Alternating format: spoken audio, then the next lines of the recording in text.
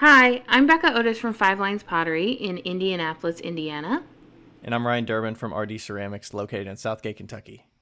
And welcome to Wheel Talk.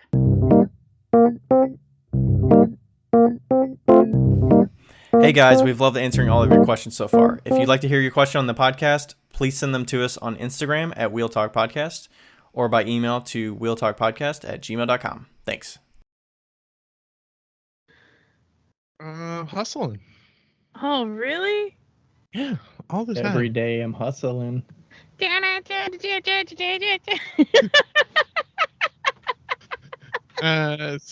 I don't know how many people know. I also teach high school now, so. Oh, I didn't know that. different. That'll be Okay, a point of you're conversation here. Yeah, my wife was teaching that's why we moved here to Mononk, and then the year before COVID, the fall before COVID, I got an art teaching job there. And then she decided she didn't want to do it anymore. So she left me at the school, not entirely. Was she teaching? What subject was she teaching? Was she in art too? No, she's a Spanish teacher. Okay.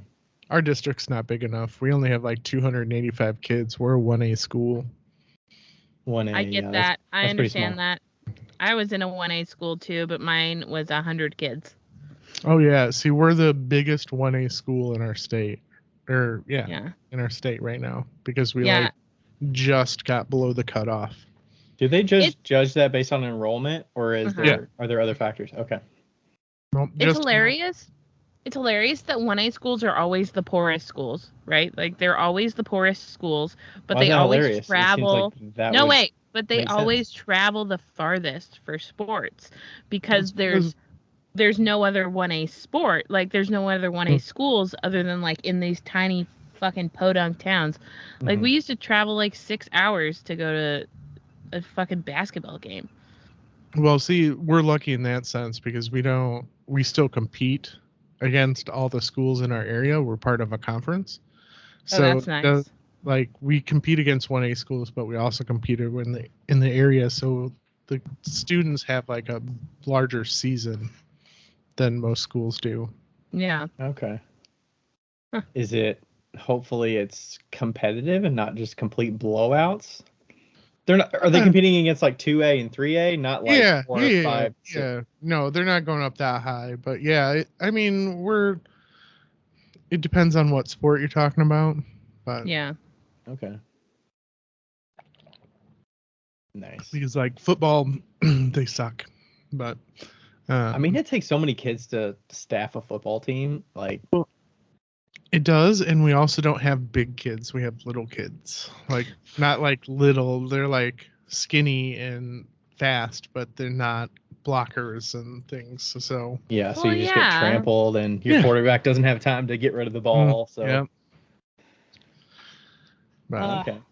I feel that with all of my bones, the bones in my body.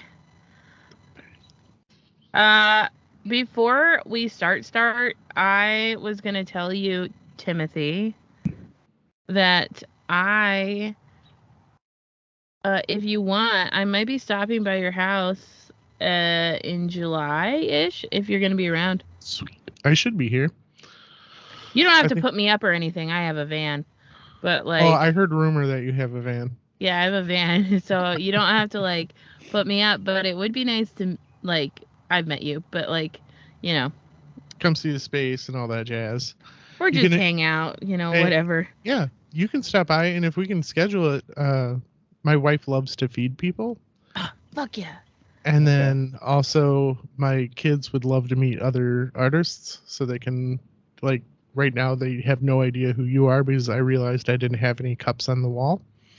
So they have no idea, work or otherwise, who you guys are. And they're like, so what cups there's? None. I don't have any other cups. And well, we could fix that, Yeah. For sure. Well, I need a butter dish from one of you and a flask from the other. Fuck you. I might have flasks that are bisque fired that need some glaze, so.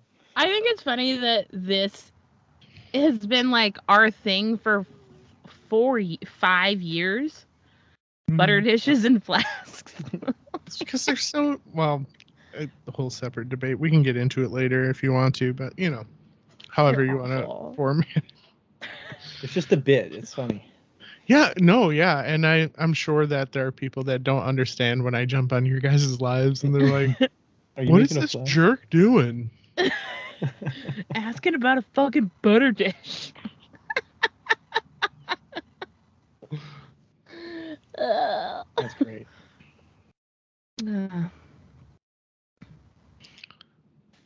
So, have you guys started recording? It's already been recording, so we'll roll into it. Sometimes I start. Usually it's me start recording like really early because it's fun to hear like the weird ass stuff that we talk about beforehand. Did you used to listen to the Brian R. Jones podcast? No. I feel like I might have. He would be talking, and all of a sudden somebody would be like, "Well, we're gonna start," and he's like, "Yeah, we've already been rolling for a while." And that's like, basically what. Thanks for the warning. Yeah. Well, like if somebody's talking about something that's like somewhat interesting, I'm like, oh, well, we should probably start recording. And I started doing that like a long time ago, just because there is some like really wild things that you can catch, like when people just don't really realize it, and they're kind of like off guard, and you get a little bit of their personality at the beginning, but like I'll cut it out if it's like inappropriate, not inappropriate, but if it's worth cutting out. Yeah. It's like, oh, I shouldn't have said that. I'll definitely leave the grandma bit in there. I don't think she started early enough. Oh, man. I might have. We'll just let the listeners think about what that means exactly. But I will tell you this before we actually start. If you have anything that you want me to cut out at the end, let me know. I doubt you will, but if there's something you're like, I shouldn't have said that, then I'll cut it out. But just take a little note at the time, maybe. Or just like wave your arms in the air. Or like clap really loud. Something like that. Yeah, I've done enough podcasts to like know not to be like a total asshat, but I'm definitely asshat-ish anyways. Asshat-ish. I mean, you're just a seasoned pro. It's fine. I've talked to enough people about my stupid work to be able to just go with it and not get too off track. Yeah. For sure. Okay, well, let's start. Let's start. All right. Start now. Who are you? How would you introduce yourself and the work you make? Who are you? Oh man. So this is super funny because I'm still trying to introduce myself as Tim Kowalczyk. And most people look at me. I once met Dirk Statchke at Eutectic Gallery, and I said, "I'm Tim Kowalczyk," and he kind of went, "Who's that?" I'm like, "I'm the cardboard guy." He goes, "The fucking cardboard guy."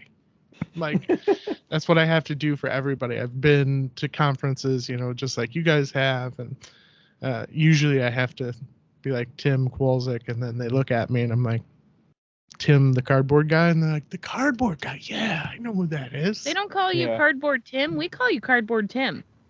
Well, it depends on the circles, I'm sure. Like, if I'm around Tim C, I'm the good Tim. I don't get a disclaimer, okay. So Tim C is the bad Tim, and I'm the good Tim. That's because he's more asshole-ish than you are, which is hilarious because you're both like ridiculously nice. Well, and it's fun to get together and be able to hang out. Like when I went to Syracuse and was able to hang out with him for a while and be in the same room, or he was on the Fortnite games we were playing, and he's obsessed with riding on dirt bikes in the game. So he's like, "Where are the dirt bikes?" And I'm like, "I have no idea where they spawn, man. You're gonna have to find them." And he finds them for like 2 seconds, and then he gets eliminated. And he's like, "Man, I only got to ride it for like 5 seconds." Tim C is a 5-year-old. He is 150% like a 5 to 7-year-old. Well, that would make sense why we get along so well. Yes. Like I've tried to be professional. I've tried to be academic, and it just never works. I sound stupid. or I sound stupid to me rather. And even when my wife listens, it sits next to me in her desk and will listen to me talk to some of my friends and try to be academic. She looks over at me and like, no, don't cut stop. It out. Yeah. And I'm like, trying to sound smart for one time. And she's like, don't do it. And I'm like, okay, fine. I also identify with that. Right. And like, I used to hashtag a lot of my posts with Tim's work is garbage, and my undergrad professor was yelling at me. He's like, your work isn't garbage. I'm like, well, it is. You're the one putting the negative connotation on that word, but that's not my fault. So, like the shitty cups. Yeah. I mean, they're stupid, right? Like, in essence, they're a dumb cup. I mean, who makes a cup out of cardboard and, puts a stupid handle on it and just like, and it's like, here it is. And everybody's like, yeah, that's the thing. And it's like, it's really like, when you get down to it, I can talk about like how it's really poetic. And we can talk about like the gift of gold and things. Pause for 1 second. 14:10. Oh, good night. Must be bedtime. Yeah, it's 1 bedtime. This is her. She's early. This is Maddie. Maddie, that's Rebecca, and that's Ryan. Hi, Maddie. She can't hear you. She can't hear you because it's only in your earphones. Yeah. Okay. Good night. See you later. Okay. And then back at 14:37. But I don't know. I can't talk about it academically, and the essence of my cup is that they're supposed to be like, there was this animation. I sound like I'm 90,000 years old. There was an animation I used to watch on TV. The Animaniacs, if you've ever seen it. Yeah. There was. I love the Animaniacs. We are the Animaniacs. Mindy and Buttons was a segment on there, and there's a episode that aired near Christmas time. It was called The Gift of Gold, and it follows this wrapping paper from like a big department store to her house, and then she throws it out, and it's getting ripped up and torn throughout the segment. And it's like a 4-minute long segment, and it like goes in the river, and the fisherman catches, and it goes on a windshield, and it like goes all the way to this point where this guy picks it up and he wraps this little toy soldier up in it, and he goes into the alley and he gives this wrapped present to his kid, and his kid unwraps it and like throws the paper to the side, and he starts playing with the toy, and the camera starts to pan out, and then it stops, and it starts to zoom back in, and the kid folds up this little scrap of gold paper and puts it in his breast pocket. And so when I make things, that's kind of my thought process of how I make things, because when I make them too clean, they seem fake. But the dirtier or worse for wear I can make something look, the more authentic it has, the more authentic appeal it has, and a little bit more interest, I guess, because I think of them, I've said this on, to other people, is like, they're mini sculptures that just happen to function as cups or mugs. Yeah. And I like to think about them like that, because then I can really think like, oh, if there's a dent here, then how does that affect that side? And I can think about composition and things like that. So my real dumb cups end up being thoughtfully put together, as horribly as that sounds. So when you say my work is trash, it's just kind of a facade, because there's actually some stuff going behind it of.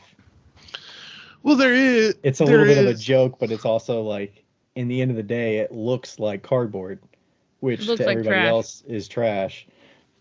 Right. Well, that's the thing, right? Is the literal translation. Like, I used to have this big, long artist statement where I talk about my work is pathetic, absurd.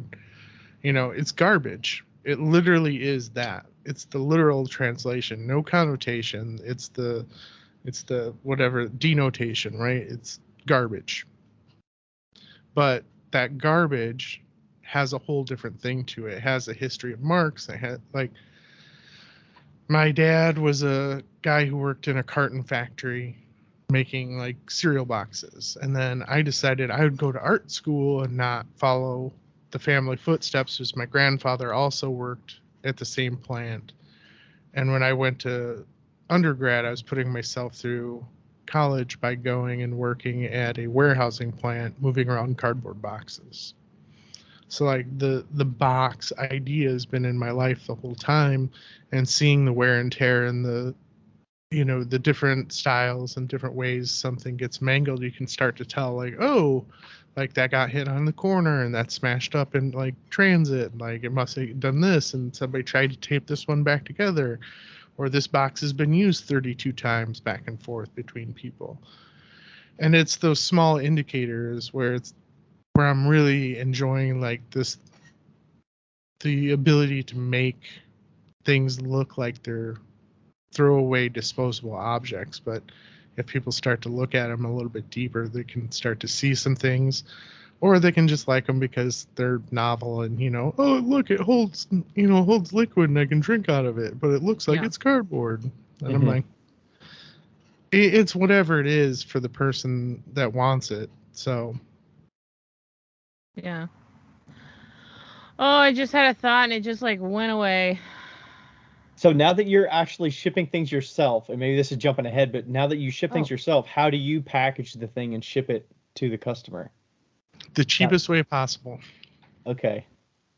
So I live in a really small town. I think we're at like 1,800 people. We have a post office. We don't have UPS or FedEx. So I tried to do all my business through the post office because they've kind of guided me and directed me as I've been shipping sculptures and things out of here. So I'd use like the USPS.com and I get the free boxes from them. Nice. And up until 2 weeks ago, I was printing out on paper and then taping it down, but I finally got a thermal printer, which was kind of fun. And isn't it the best? Mitchell and Brett made fun of me. I'm like, man, this thing's awesome. Why didn't you guys tell me about this? And Mitchell's like, we told you about it years ago. It's just one of those things you keep saying and you're just like, all right, we give up. You're right. He'll figure it out. He's on his own path. He'll discover it. Yeah. So Liz Cohen messaged me. I like did a thing with, I don't know. Oh, somebody bought an AirPen because I told them to buy an AirPen, and then Liz Cohen's like, man, I know I need to get one of those, and I'm just too cheap. And I was like, it's gonna pay for itself in the first time you use it, right? And she's like, fine, I'm fucking doing it. Well, it's not reluctancy. It was just like, oh, I have this system down, and up until probably I guess middle last year or beginning last year is when I started shipping a little bit more on my own. I didn't really have the need to have a mass amount of labels. Yeah. Right? I would pack up one big box with 20 to 30 cups in it. I'd put the label on it. It would go to the one place and they could sort it out and deal with it from there. Now that I'm doing some more independent sales, now that becomes a little bit more important to have that efficiency there, because right now I'm asking my whole family to help me, and people are assembling boxes and taping boxes, and people are looking for labels, which goes which one, and like, so now it's just one more step quicker to be able to have that little bit of efficiency. One time Tim sent an entire huge box that was supposed to go to Eutectic, right? I think it was supposed to go. Oh wait, no, it was the one with the C. Campion. It was supposed to be to Campion. Companion. That's what it. Not Campion. Companion Gallery.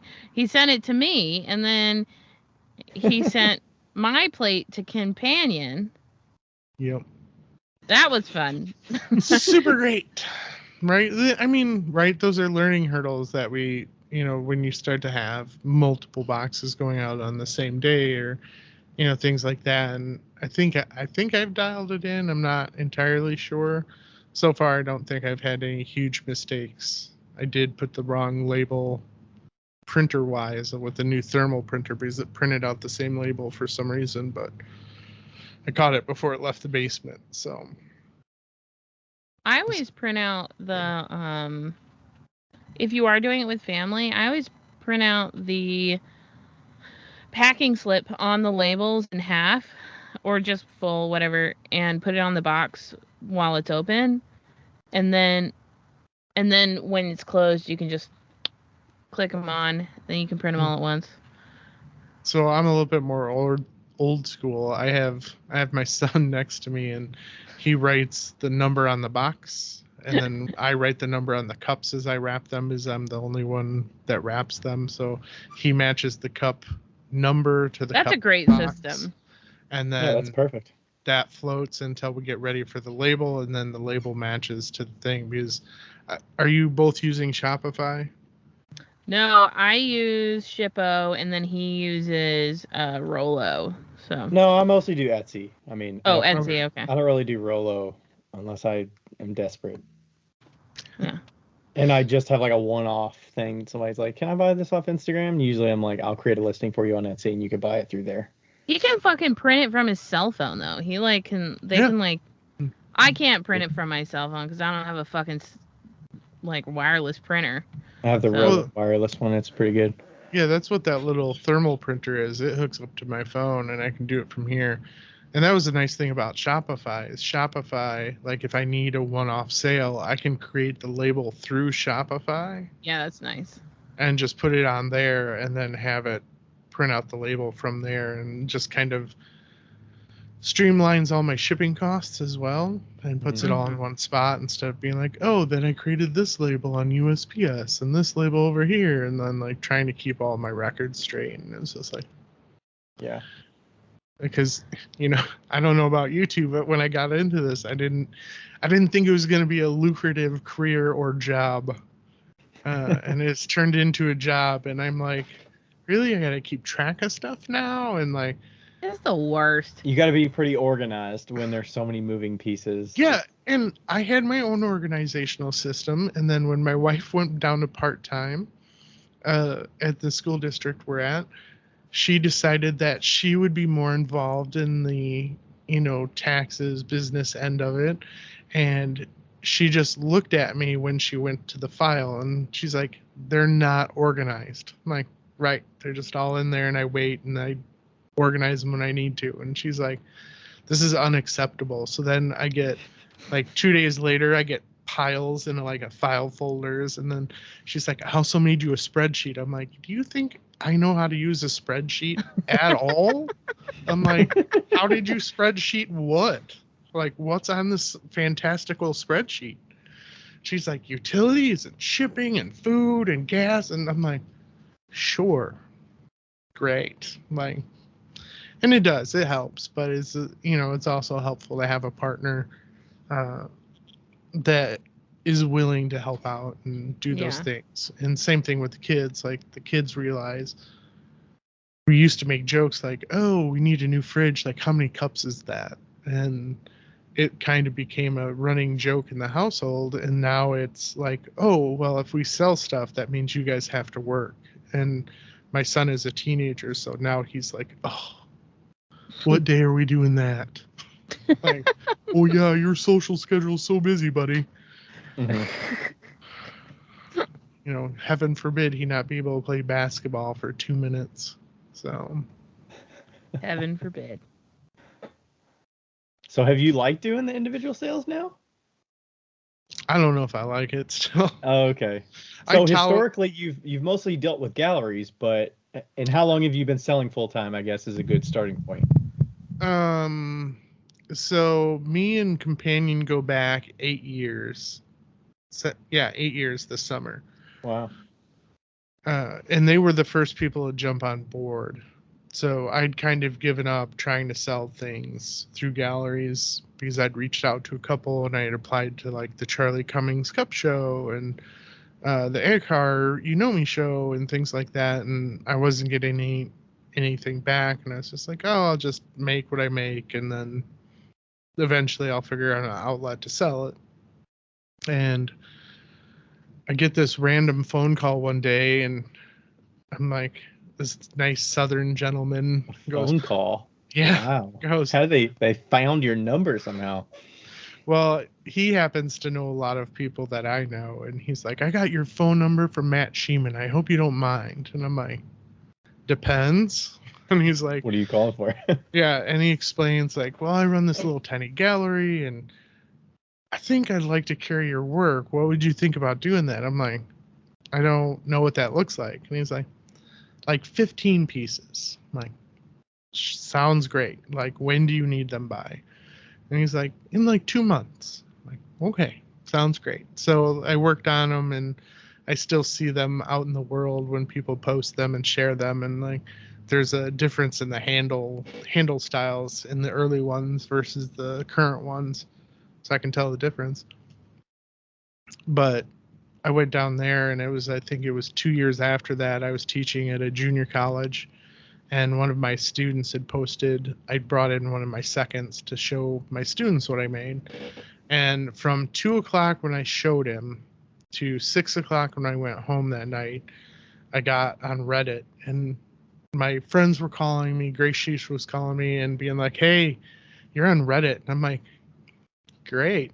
And she's like, what? I'm like, what the heck is Reddit? Right. And she's like, really, Tim? I'm like, yeah, really, what is that? And she explains, and I'm like, cool, okay. And then I hung up the phone with her, and then Companion calls me and be like, hey, we just sold out of everything? And I'm like, yeah, I'm on Reddit. And he was like, what the hell is Reddit? I'm like, yes.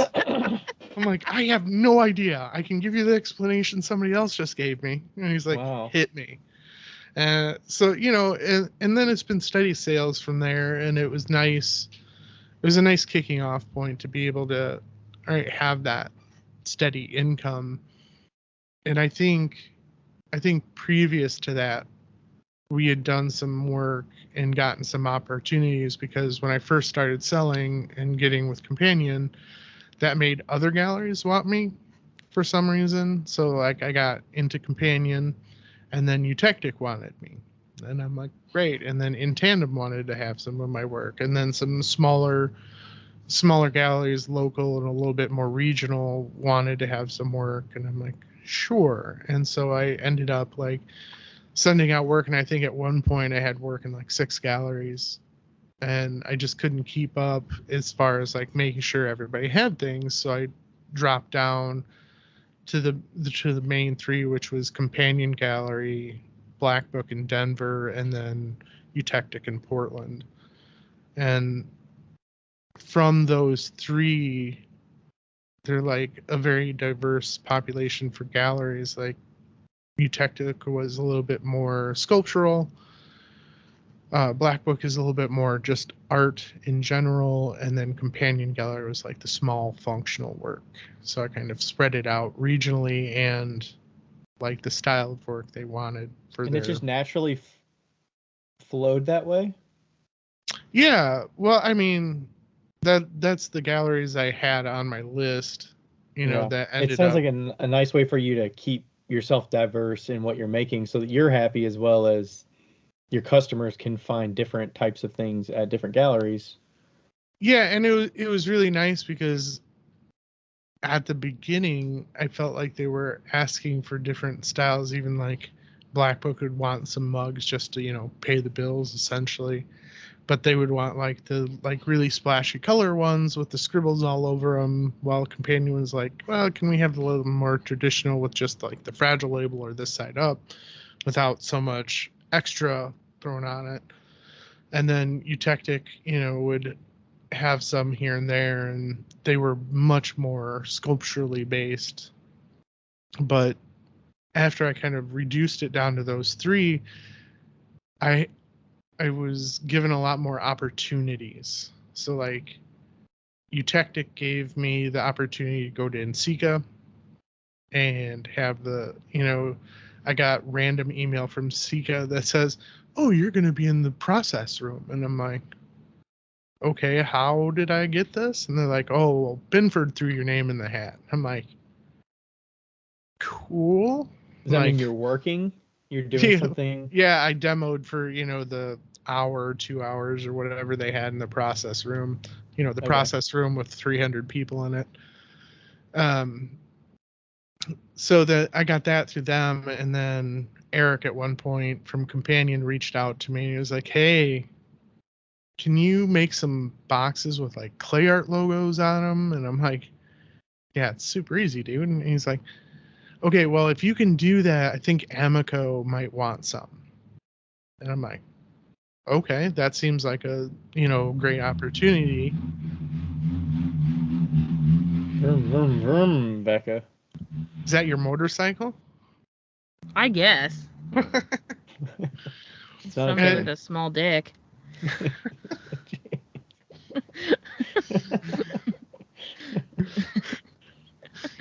Leave that in there, would you? She will. So Amico wanted some boxes. They wanted cups, and so cups. we made a small release previous to working with them of like we had standard Amico and somebody else on the cups, and unbeknownst to me, Creech was trying to buy one in a meeting, in his Monday morning meeting, and got yelled at, I think is how the story goes. And he flipped his phone around and said, "Look what's selling at Companion right now." And they're like, "Oh, did you get it?" And then I went over there and they're like, "Well, what glazes are you using?" And like we started talking shop, and through that I ended up, right, because of the gallery getting me exposure in Amico, I ended up getting a really good relationship with Amico, and now I don't have to mix glazes because he gave me like 3 or 4 different clear glazes to use and things like that so that I could test them in my studio. And now I just use the LG10. It looks like Pepto-Bismol, like because it's got dye in it. Yeah. But that's what I use now for that, and like I never have to worry about making my own things and like kind of stopping my process because I can just go buy it from Amazon, or when I'm at in a big city, I can go and get them from any pottery store. So it made it a little bit more accessible to do that. And then Denver, of course, is like not a fine arts gallery. They're like a street art gallery. But, I got different opportunities to get my exposure. Like Swoon is represented by them. They knew Shepherd Ferry. So I got, they asked me one Christmas, they commissioned me to make some Shepherd Ferry work. So Shepherd Ferry has some of my work, humble brag. Who is that? Shepherd Ferry is the one who makes the Obey Andre the Giant stickers. Becca, you knew who that was? Mm-hmm. You know who he is. I guarantee you. Remember the Obama poster? The Obama stickers with the colors. Yeah, the red. That's him. The artist that made it. Okay. Yeah, and he was a graphic artist. He's trained. Shepherd Ferry's trained in graphic design, but was more of a street artist and does murals and things now. So like working with the gallery has just afforded me some big, huge opportunities. And I guess I'm kind of loyal. Once I had a friend recently, he's like, "Man, I hope you're not angry at me for not talking to you for a long time." I'm like, "Oh no, once you're friends with me, you're pretty much screwed. You have to live with me forever." And he was like, "Okay, good." And I guess that's the same way with the galleries, because here we are. I've been selling, this year so far, I haven't had any gallery shows, but in the end of June, I'm going to have a show at Companion Gallery. The Mofos just had a show with Black Book in like October or November of last year. And so like there's a lot of like residual working with the galleries, and they kind of, push out and get to a different diverse audience than I can get to. Yeah. And it seems weird in social media days. I look at my number and my wife is like, "Why are you so obsessed with how many people you have?" I'm like, "I have the least number of followers of the Mofos. I have to catch Mitchell." Mm-hmm. And so I'm a little obsessed right now trying to figure out how to catch him. But even though I have like this fairly large number of people, as soon as I go to Black Book or as soon as I go to Companion Gallery, all of a sudden now there's this whole different audience that just knows me through them. They don't actually follow me on social media. They follow the gallery, so they know who I am. But like, there's There's a glass artist out in Denver. He doesn't follow me, but he's got like 6 of my cups. And, he goes and he buys them from Black Book, or, local people that don't do much social media, I guess, are kind of getting those through those galleries, or, following them on social media. And then I get a byproduct, I guess, of that when I do releases through them. So is it like, for you see the gallery in different ways of they're taking work off your hands that kind of takes care of the marketing, the selling, all of that part, and you get a check, but also it kind of establishes credibility, it sounds like, through the opportunities you're getting. So I guess I'm trying to understand, how would you explain like the benefit of why somebody should go into like galleries?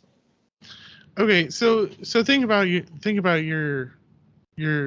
deal, right? Like, you do the pots, you make the pots, then you have to fire them and all that stuff, right? Like, that's everybody's jam. Like, that's where we live, right? Then there's this whole other side of like photographing, making the marketing release, putting them up online, making sure they all get put in boxes, make sure they get shipped out, right? And as a one-man show, as it were, as of like 4 years ago, I didn't want to take any time away from the studio.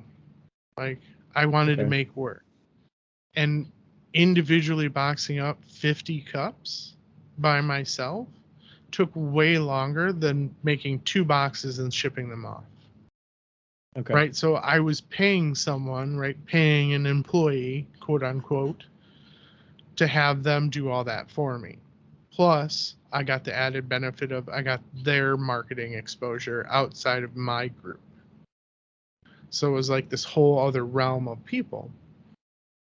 And I didn't have to I didn't really have to do any work. Like, I'd just be like, "Oh, here it is." Like, and they'd be like, "Here's your check." And I'm like, "Sweet."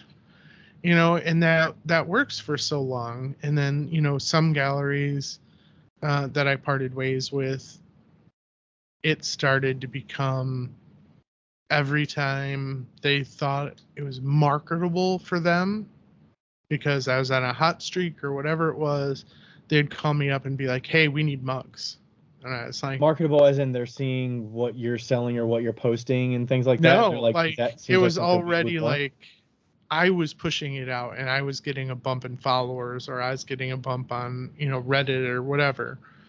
Like, they would see that out in the world and they're like, "We need more mugs." It's kind of reactionary. Okay. Yeah. And like, I'm like, "You're not doing your job." Like, and it's not like a mean thing. Like, it's like, that's part of what they're cut. That's how they make their money. Yeah. Like, you need to earn your percentage. I'm earning my percentage by making it. You need to earn your percentage by doing that. And so, like, I had serious, right, again, sit down talks with my wife, and we were just like, it doesn't seem smart to work with this person or this person, and it really seems smart to like cut it down to these certain ones so that we can make it affordable. Because I've always talked about my ceramic work being kind of like a drug addict, right? Like, I have to sell that so I can get to the next thing, right? Like, my kiln's elements just went out, so like this next batch of work that I'm going to sell is going to go to pay for elements and thermocouples and new clay and things like that. I like that you gave me a whole big long statement on the screen. It's fun.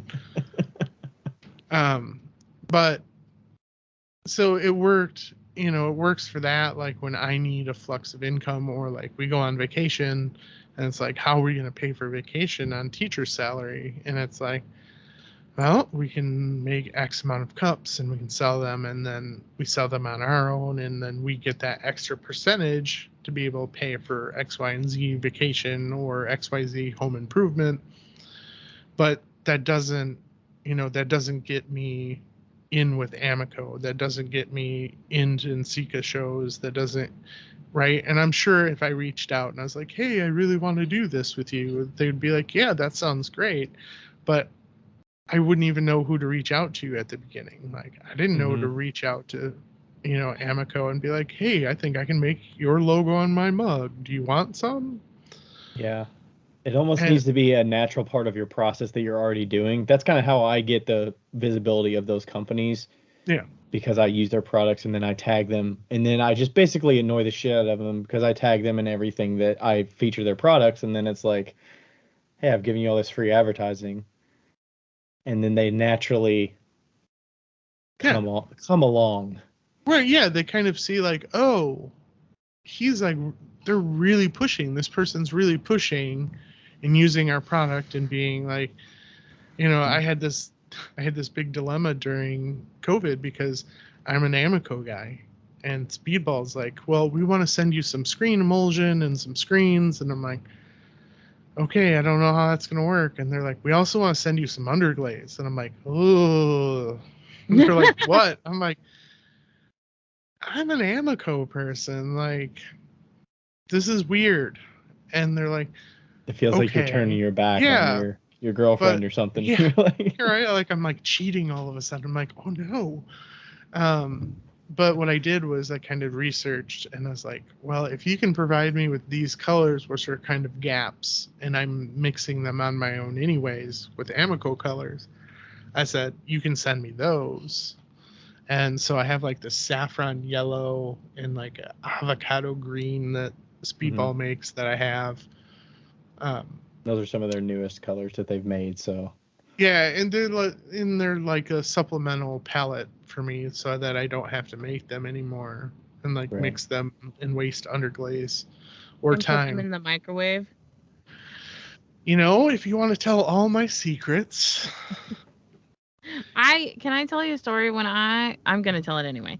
No, you can't tell that. I was in a Mako workshop in Seattle at Tacoma, like the Tacoma Clay Art Center. And the lady was talking about, like, she was like, yeah, you can screen print like this, blah, blah, blah, and just use the emulsion. And I was like, you can also just put it in the microwave for 5 minutes. And she was like, no, don't do that. Don't listen to her. And I was like, it works. And she's like, no, don't do that. And it sounds weird, right? Like, it sounds weird to be like, well, just put it in the microwave. But the thing is like, it's not solely dedicated, but there's not much else that goes into that microwave. Like, it's just my underglazes. And it's right, it's like a shitty fucking microwave that's like... that I got for $5 at a yard sale. And, like, it's got the old dial, so it's like, there's no power setting. I don't even know what wattage it is. And, like, when that thing breaks, I'm going to have to be like, well, now I have to do a whole bunch of research, find one that's similar, like, so that I can do the same thing, so I don't have to, like, figure out, like, power settings and things like that. Is there a legitimate reason that she would have said not to do that? There must be some sort of chemicals.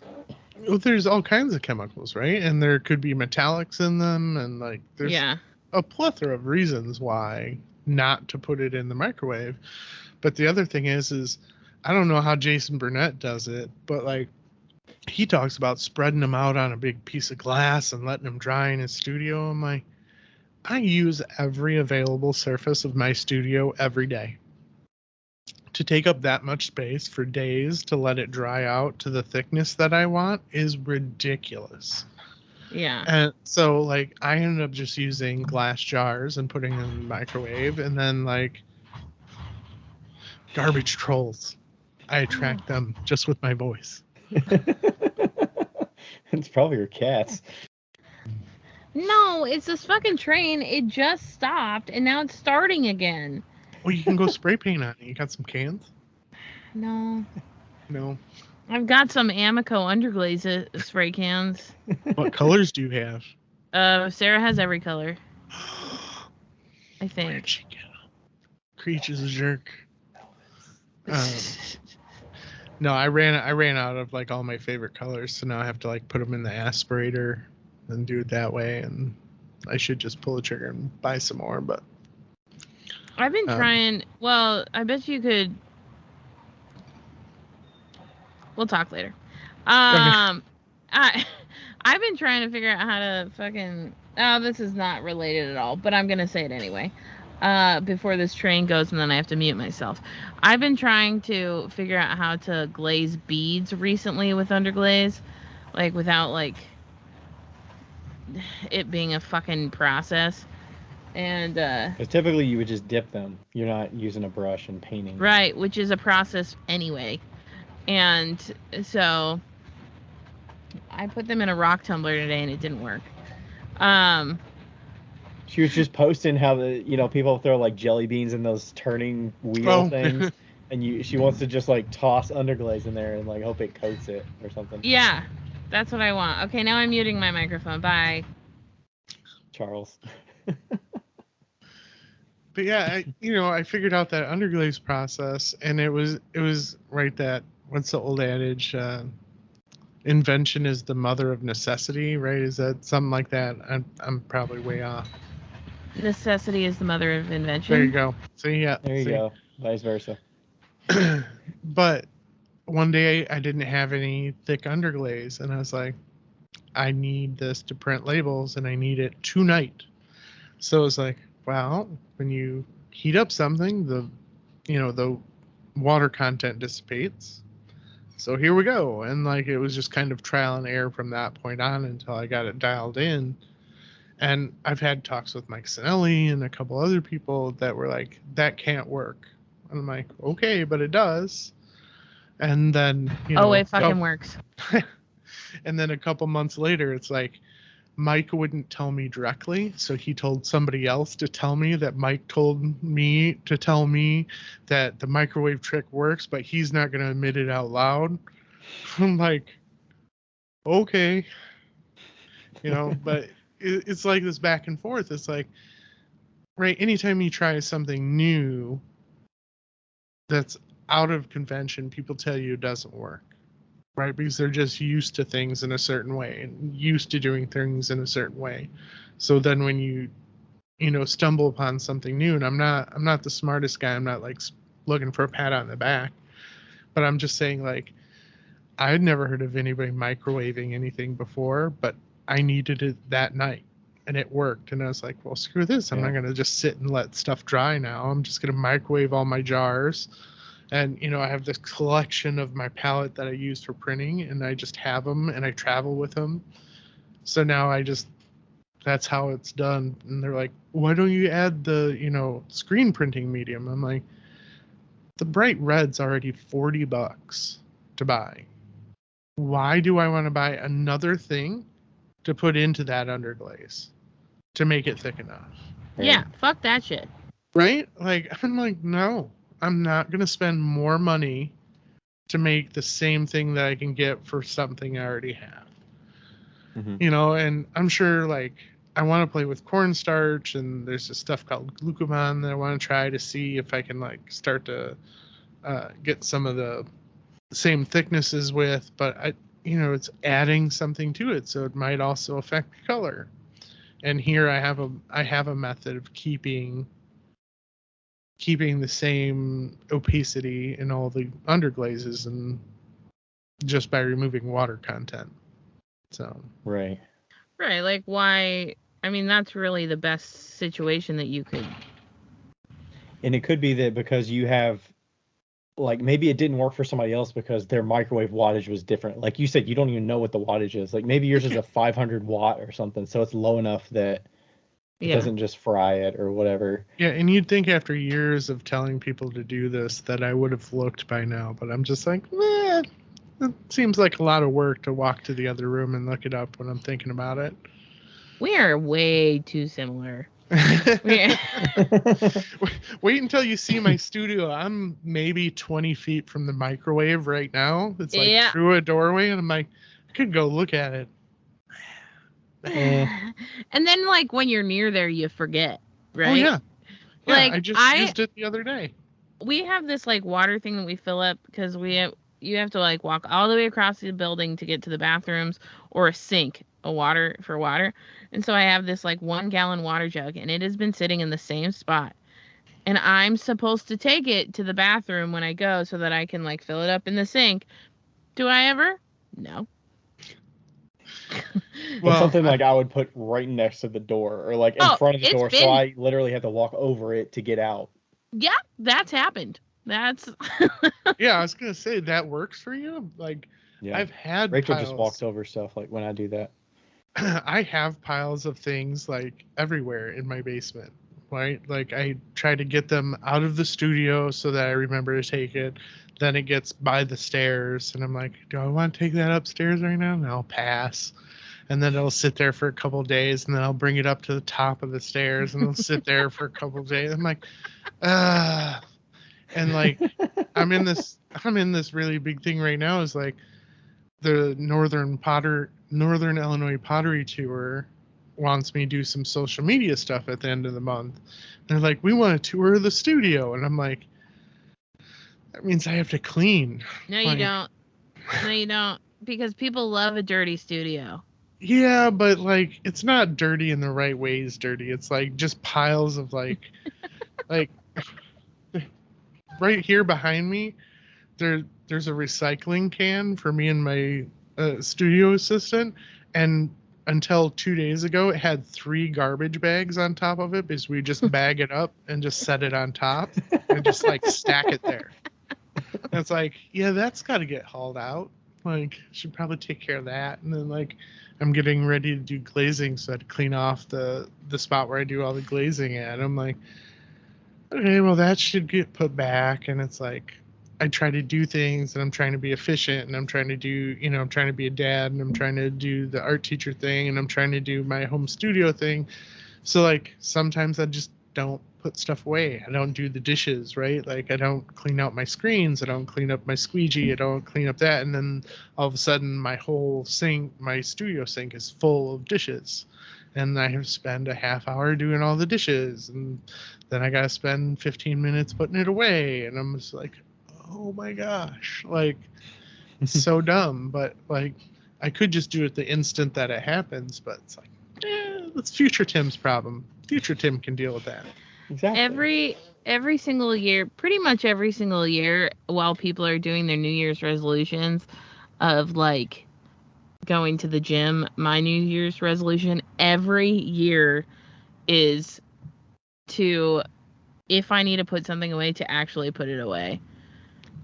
Like if it's at the bottom of the stairs, take it up. Like that's like my, like, every single year up until probably last year, where I was like, fuck it, was just, and it lasts like 3 months and then I'm done. Well, now my son wants to work for me for so he's got some spending cash so that he can, buy basketball cards or whatever thing he wants to buy now. And so the other day he came down, and I'm like, great, here's some jobs you can do. And he goes, oh, we're not going to work on anything? I'm like, I'm going to work on things. You're going to take care of all the stuff I don't want to take care of. Like, yep. And that really helps you a lot, too. Like, that stuff is needed. Yeah, and I hope he realizes that, like, he helped clean the studio. Like, all I have left to do is, like, vacuum and mop for the first time in I don't know how long, which is probably ridiculously horrible, but it's like, okay, now all the garbage is out and all these things are taken care of, so I can kind of get on the next wave of work. My friend Andrew McLaughlin, he was a graduate student when I was an undergrad. He always called it binging and purging. He'd get into a cycle of making, and everything would be a mess, and then he'd get done with that thing, and then he'd clean the studio entirely, and then 5 minutes later he'd start getting stuff back out. And it's like, yeah, that's kind of how it works. Like, you get into it, and you're like, bam, bam, bam, bam, bam. And then it's like, oh, shit, I got to clean up. Okay, I'll clean up in a second. And like I said, I spent, some time doing dishes and having Wes take out garbage stuff. And it's stupid stuff like that just takes up time. And, right, it allocates back to, like, the individual sales versus the gallery sales. It's like, how much time do I want to spend?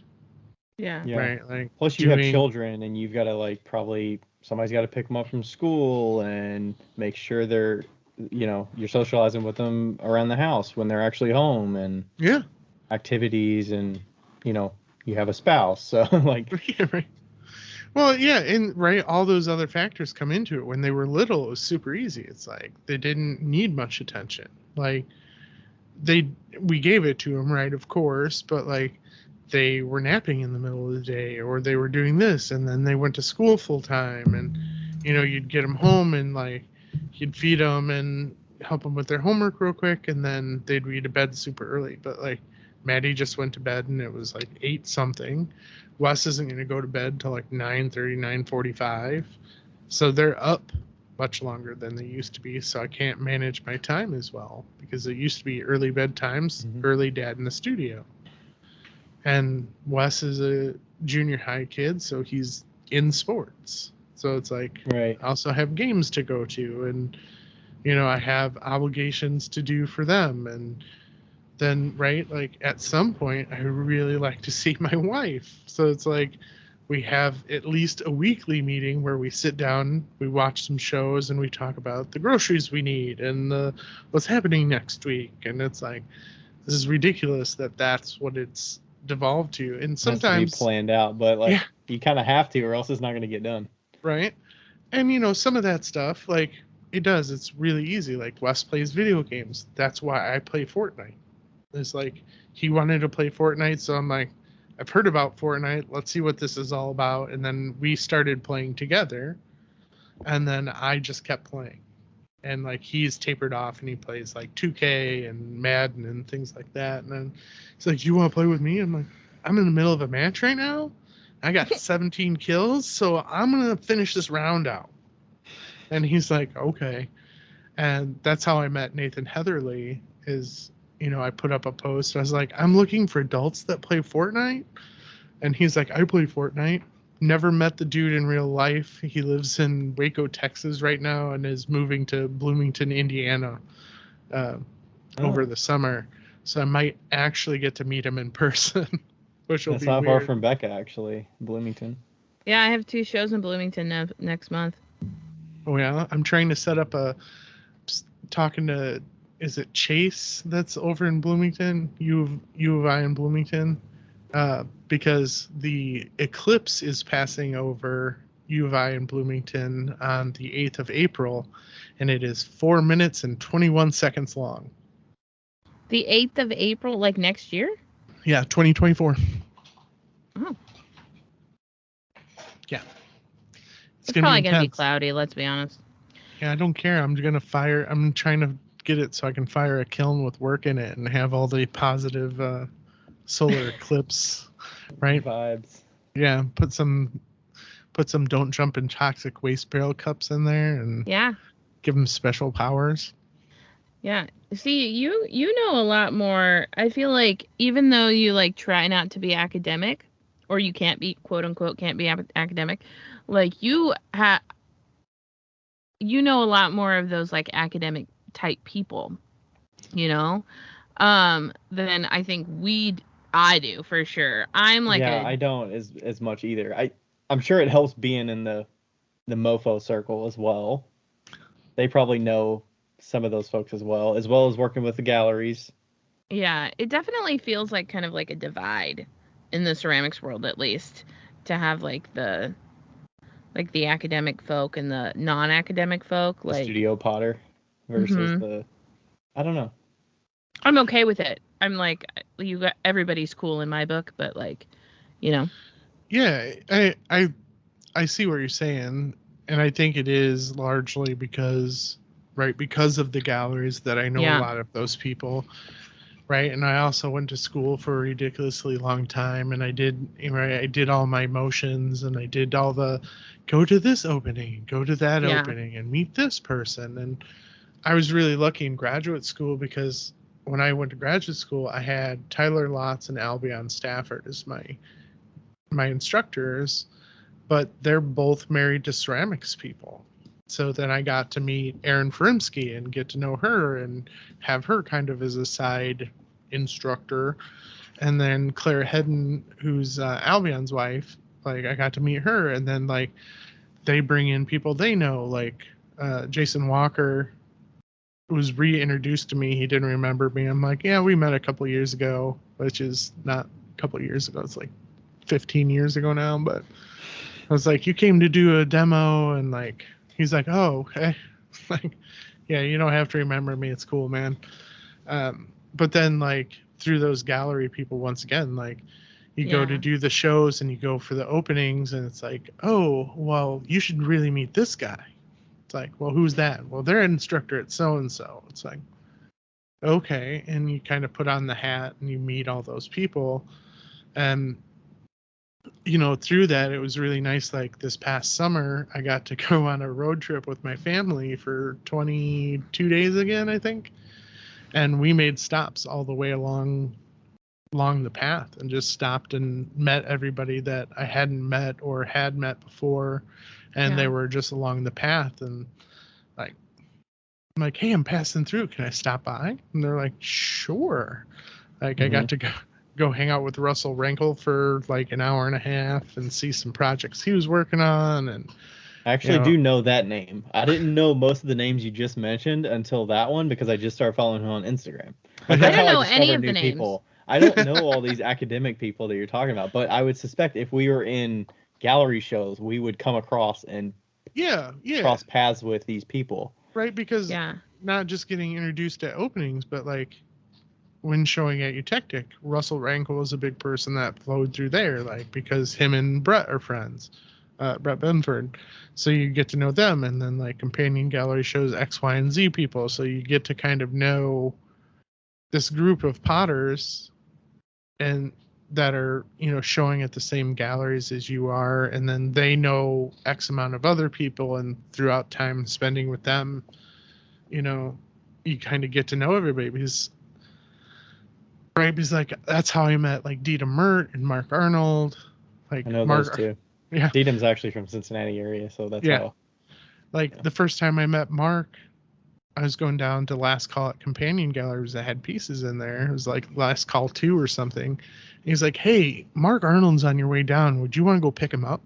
Like, I've never met him before in my life. He goes, yeah, it doesn't matter. You can pick him up.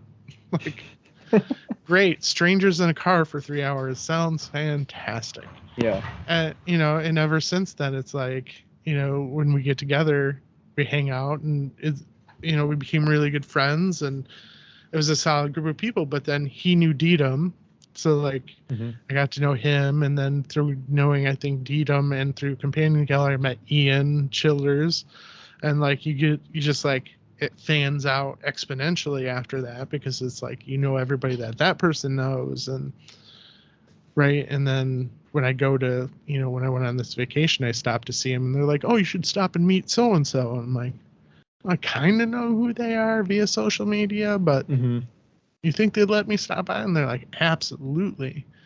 And so, that's why Seth Rogen follows me. There you because go. of Kowalski. But that's you two are the ones that I can never get right. I actually like. That's why we call you Cardboard Tim, because it's not because you make keeps cardboard wanting to things. say Kowalski instead of Kowalczyk. Yeah. So the names are the same. So they both mean son of a blacksmith. I don't know why there's a different spelling for them, but yeah, that's a dirty fucking thing to do. What's the origin of both of them? Is it Polish? Okay. Yeah, because I'm like the one. And now you're both teachers, so it's like you can't say Teacher Tim and Cardboard Tim. So like, you say Cardboard Tim and you say California. Yeah, California Tim. And that's why I branded myself. And that's why I branded myself as Tim Ceramics. I'm like, nobody's gonna remember how to spell my last name ever. Yeah. Ever. Like I had my wife's best friend still puts K squiggle L squiggle K. When she writes things to us, she's like, I don't know how to spell it. I'm like, really? We've been friends for like 20 something years. You still don't know how to spell my last name? But I have a question, and I kind of like this stems from. I feel like we're similar in the sense of we're both a little bit of a hot mess, and. And a little bit's an understatement from my end, but same. I'm trying to keep us above a bar, okay? But my question, I guess, is that I'm curious how you feel within the the educational realm and like the gallery realm and stuff like that, because like I haven't even ever fucking thought about being in a gallery because I'm like, no way. Like, regular people get mad at me on a daily basis, like, and so like the one time I was ever in a gallery was my senior show in college, and one of my professors walked in and was like, "What the fuck?" And like and I left college with 3 professors hating me. Like, like how do you kind of like, do you just like embrace the weirdness that you are, or like, are some things you're just like a context switch? I think she's asking like, how do you present as a hot mess? Kind of, but like, you're kind of a hot mess. But how do they accept you? And I don't know if it's maybe better because you're a man or whatnot, but like, that part I don't know how to answer, whether or not it's because I'm a dude or not. But I will tell you, I had a conversation with one of my lifelong friends, and I came to the stunning realization that I bully him into doing things a lot with me. He'll be like, "No, I'm not doing that at all." I'll be like, "Come on." He'll be like, "Nope." And that'll go on for like 3 days. And I'll leave him voicemails and they're like 20 minutes long. And finally he'll be like, "If it'll shut you up, I'll go hang out." I'm like, "Sweet. I'll be there in 10 minutes. He's like, "You suck." I'm like, "Yep." And at a certain point, like, I do have a persona of being kind of like the silly weirdo and just being what I am. And every once in a while, it's really funny to hear people, I'll say something mildly clever, and they're like, "That's the smartest thing you've ever said." Oh, God. And I'm like, I know what you mean, but that hurts a little bit. Yeah. Like, I can be academic if you want me to be academic, but it's not me at all. It'll seem very fake. And I can turn that switch on if I need to. But like, I've been to enough artist talks and things like that where they're like, "Well, why clay?" And I'm like, "Well, what do you make?" And they're like, "What do you mean, what do I make?" I'm like, "What do you make? Paintings, sculptures? What do you make?" "Well, I'm a metalsmith." And I'm going off a particular person. I don't know if they're still at Murray State or not. But he goes, "Well, I'm a metalsmith." I'm like, "Oh, why do you make things out of metal?" He goes, "Because I like it." I'm like, "Uh-huh, great. Next question." And he's like, "You didn't answer my question." I'm like, "Sure I did. You did. I like it." I'm like, why does it have to be this super long academic conversation of like, well, why clay? Why not just use real objects? Which is a phrase or a question that's haunted me my entire existence in clay. And it's like, because I like it. Like, I like the challenge of being like, can I make that? Can I do that? And one of my, I'll call him a mentor. He'd probably be like, we're friends. Bill Conger came into my studio one time and he walks past my table of things I wanted him to critique and walked over to this, other table that just had shit sitting on it. He goes, "Can you make that?" I'm like, "Yeah, I think so." He goes, "Can you make that?" "Yeah, I think so." And we went through 20 minutes of, can I make that? And like, just found objects that are not in clay? Is that like, he'd be like, "Can you make this remote?" I'm like, "Yeah, I think so." He goes, "Great. Can you make this wood tool right here?" "Yeah, I think so." He goes, "All right, great. What about this paintbrush?" "Yeah, I think so." He goes, "Great. What about this piece of foam right here?" "Yeah." And we went through 20 minutes of it. He goes, "Huh, that's interesting. Why aren't you doing that stuff?" "I don't know." He goes, "All right. Like, what does this have to do with anything?" That sounds like a kid's question, 20 questions. Right, yeah.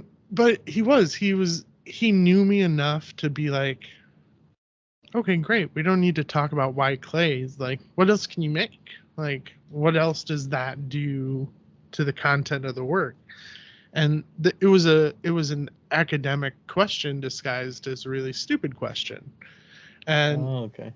Right, like, how can you add things to what you're already making, right? Because at the time I hadn't really started putting labels on a lot of things, and I hadn't started putting tape on things, and I hadn't taken it to the next level. And he's trying to get me to like look at things and see how they interacted. And it was a really enlightening point. And I think that same conversation came up because, like, fast forward to like 2 or 3 years into working with Companion, and I was making spray paint caps, and I'd take them and I'd cast them and they'd shrink, and I'd coat them in the red or the blue, and I'd fire them and I'd put the glaze on the inside so they're functional as cups. And I was like, oh, and I'd take them down to Eric, and Eric would be like, you don't seem happy with them. I'm like, they're great. Like, there's just something wrong. He's like, oh, they're great. They're great. I'm like, no, there's something wrong. They weren't the right size. Well, that's number one, right? And in the world of 3D printing, it's like, well, shit. Like, I can make them bigger so they shrink. So I called my friend who is making these toys, and I'm like, hey, man, can you make a spray paint cap? He goes, not right now. I'm like, not right now. I mean, like, in the future. He goes, yeah, after my kids go to bed, I can make you up a cap. I'm like, okay, but it has to look like a cap. He's like, yeah, I got you. I'm like, okay. I said, I'll talk to you later. And I'm thinking weeks later, right? Like, I don't know how hard it is to 3D model something, but from my knowledge, I'm like, it's probably pretty difficult. That's probably like a 1 or 2 week process, right? Yeah. And like, having nothing else dedicated. And so I hang up the phone, and like an hour after his kid's bedtime, he calls me up and he goes, check your email. Okay, what am I looking for? He goes, the design I sent you. I'm like, did you seriously just go and make something? He goes, yeah. I'm like, are you kidding me? And like, he's got the injection site for the plastic mold, and like the little fins where the plastic sucks in. And I'm like, he's like, is that what you wanted? I'm like, that's exactly what I wanted. I said, but instead of saying Rust-Oleum, can you make it say my Tim Ceramics handle right there? And he's like, yep, check your email. I'm like, are you kidding me right now? He's like, no, super easy stuff. What else you want me to do? Like, okay. So where do we find him? Oh, he's Love Marmals. He makes little kitschy toys, and he's a friend from undergrad. So he was, and I knew he was a toy designer, so I knew he knew the realm of 3D design. And he just started plugging away at stuff for me, and I'm like, what do you want? And he goes, well, I want pieces. Just send me stuff. And I'm like, great. And then later on, it was like, oh, can you make the spray paint can? And he goes, what kind? I'm like a Montana can. He goes, I got some of those out in the garage. I'll have it done. And then I'm like, oh, I have this project I'm working on now. It's the quart, like, Dutch boy can with the handle. And I'm like, hey, I need a Dutch boy can. And he's like, okay, I'll work on it. Like, and he just works on them and he sends them to me. And I'm like, what do you want? He goes, a piece when you get them done. I'm like, this is the best relationship ever. That's great. Like, so then you're making the molds of them? Yeah. So I had to go back to slip casting for some things because, right, like I started out as a slip caster, slip casting cardboard boxes. And Harris Deller told me, he goes, well, why aren't you just making them? I'm like, because I don't know how to make cardboard out of clay. Like, it's like, oh, you should figure that out. Thanks, and this Harris. was all in your undergrad or grad? Undergrad, yeah. Undergrad. And I'm like, yeah, that sounds super easy. I'm like, of course it doesn't. And then I made a couple before I left undergrad, and I figured out the process, and I gave him a piece, and I guess he still has it on his studio wall, which is because people will be like, so was that Harris's place the other day? I'm like, yeah. And he's like, did you know you're on his wall? I'm like, yeah, that little crappy piece that I really don't want him to have anymore. Yeah. He goes, yeah, it's still up there. I'm like, it's got to be so horrible and wretched, but OG 10. Yeah, it's like one of the first like little tiles, and I think it's only like index card size, so it's like what, like 4x6 or something like that. Yeah. And I was like, okay. So like all that kind of just spawned into this thing where it's like, oh, I'm hand building, and I moved away from slip casting. And then as I started to figure out my issue with the size of the caps, my next thing that Bill Conger brought up was like, okay, if clay's at the top of your pyramid, what's under that? I'm like, trompe l'oeil. He goes, great. What's under that? And I'm like, garbage. He goes, great. So now everything you make has to be made out of clay, has to look like the real thing, and it has to be garbage. And once we had that conversation, I was like, oh, that's why I don't like the caps. And Eric's like, what? I'm like, they're super clean. Yeah. I'm like, they have no splatter. They have no effect. Like, and then I'm, I get to be like a little kid, and I'm dipping my fingers in underglazes. I'm squeezing them so they get my little fingerprints on them. Like I was trying to take the cap off mid spray and stuff. Mm-hmm. And then I just started thinking, and the martini glasses came from that, was like, how would my grandpa was a Depression era guy, and like when we cleaned out his house, like he had things in cigar boxes, baby food jars, and all this, right? What we'd normally think is garbage, he was using to store nuts and bolts and things for the garage. And so now when I go to make a new object, I'm like, okay, so I want my grandpa to have a martini, but he's in the garage. How does he make it go? Right? And that's how we get to, right, this little stupid martini cup, which is a funnel stuck inside a spray paint cap. And in the bottom, it's just taped. Right? Right? And then it has tape on the side so it'll stay upright. But so all that kind of played into it. And then I was just like, okay, so then how does he, that's where the spray paint cap came from, was like, how does he have a shot of something? It's like, oh, spray paint cap's perfect for that.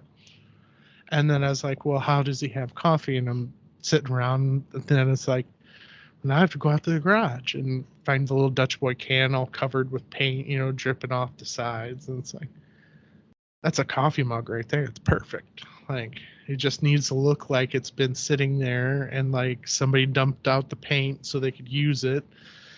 Right. And like, you can put all these political slants into them. I had some lady write an article through my graduate school the year after I graduated, a year or two after I graduated. And she was talking about how I like to find materials that would otherwise be toxic and used by the homeless. And I'm like,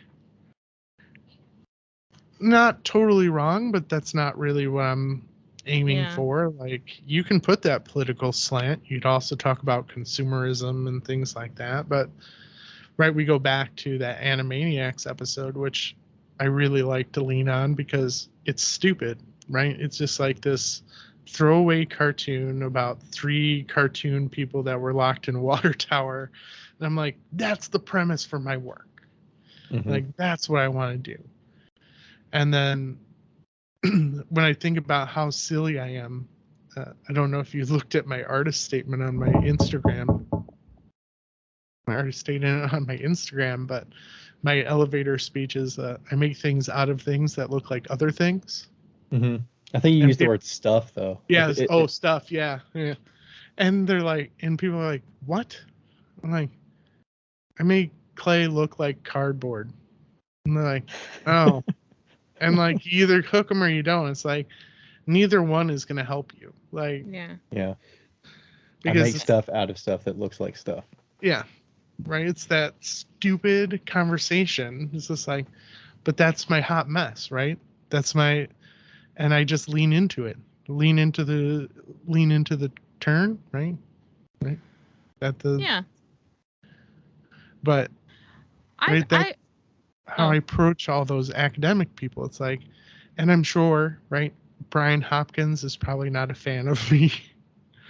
And some other academics are probably not a fan of me. But do you think that's because it gives a bad name to like people that have the degree? Like, you have to carry yourself a certain way because you got that master's? Or I just think they want to be, or it feels like you're downplaying the masters that you've earned, that other people take it more seriously. don't think it has anything to do with degree. I just think it has to do with their personality, right? They want to be academic about it. They want to have this like larger, right? They want to talk about the political side of my work. And it's like, well, it really isn't. I mean, you can put it in there if you want to. Yeah. But really at the end of the day, it's just about me being stupid, right? It's about me like, can I make this number one, and how does that play into this like creation of narrative? Mm-hmm. Right? I do feel like from my experience, everything's always had to have a story, like a reason to do something, when it's within the academic community. And I know that that's probably why me and Ryan don't fit in very well in that regard, because we're like, nah, we just like to do it. Like, it looks nice. So for my master's degree, I had to write a 25-page paper, and I feel like I'm name dropping a whole bunch of people that are not going to listen to this because they're not ceramicists. But Rob Feifeld helped me with my thesis paper, and I wrote this big long story about how when I was a kid, my uncle came up to me and goes, we're out in the woods, and he's like, look, it's a raccoon feather. And it was this black and white striped feather, and he's like, raccoon lost his feather. You think we can find him? And I wrote this whole long thing about it, and I'm like, blah, blah, blah. And I'm like, and that's how it relates to my work. And I made this like really nice analogy, and I printed it off, and I was like, oh, that's a pretty good chapter, like little thing. And I sent it to my friend, and we went to do our late night reviews, and I come into his house, and he goes, 2 fucking pages about semiotics, and you didn't mention it once. I'm like, I don't know what semiotics mean. He goes, I fucking figured that shit out right away. And he goes, that's why I printed out this. And he's like, got this big paper next to him. He's like, semiotics is like when you see the text dog, it automatically creates an image in your head, right? Mm-hmm. Okay. Also, if you see a dog leash, you automatically think of a dog, right? Right.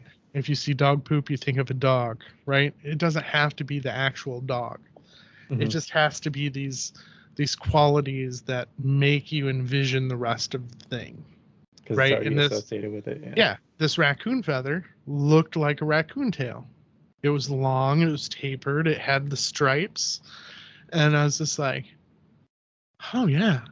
And it took me until I was like 15 to be like, that wasn't like, and then I was really mad because I looked at my dad. I said, you laughed at me when I told you about that story. He goes, yeah, it took you this long to figure out that wasn't a raccoon. I'm like, you jerks. Like, I'm not putting this together on the daily.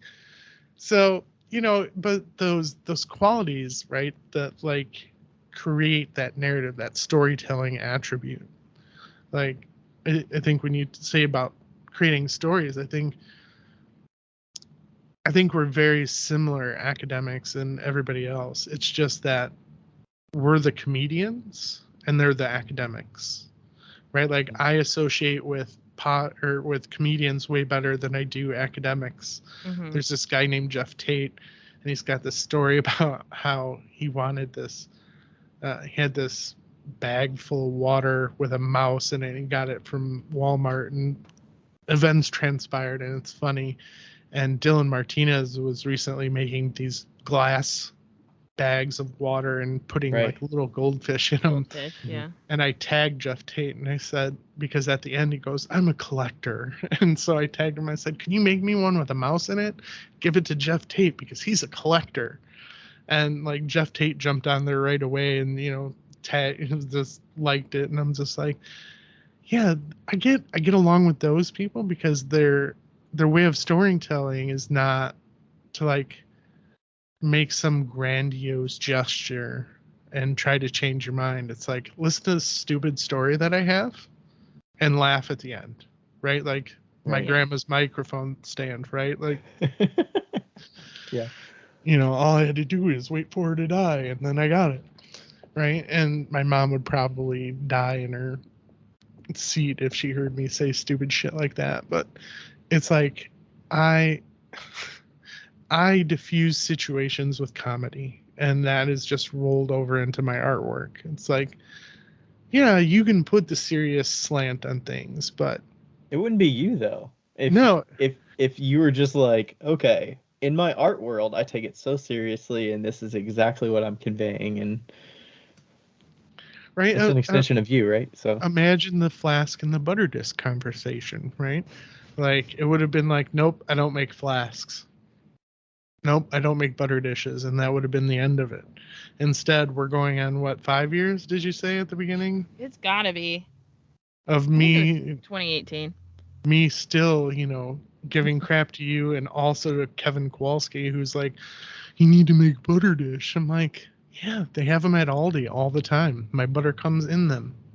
And he's like, but it doesn't have the same feel. I'm like, I don't need my butter dish to have the same feel. Like, I get where he's going, right? Like, that's why we make objects, is because, like, each one tells a story. And like I started this conversation off, or near the beginning, like, my kids associate people with their pots.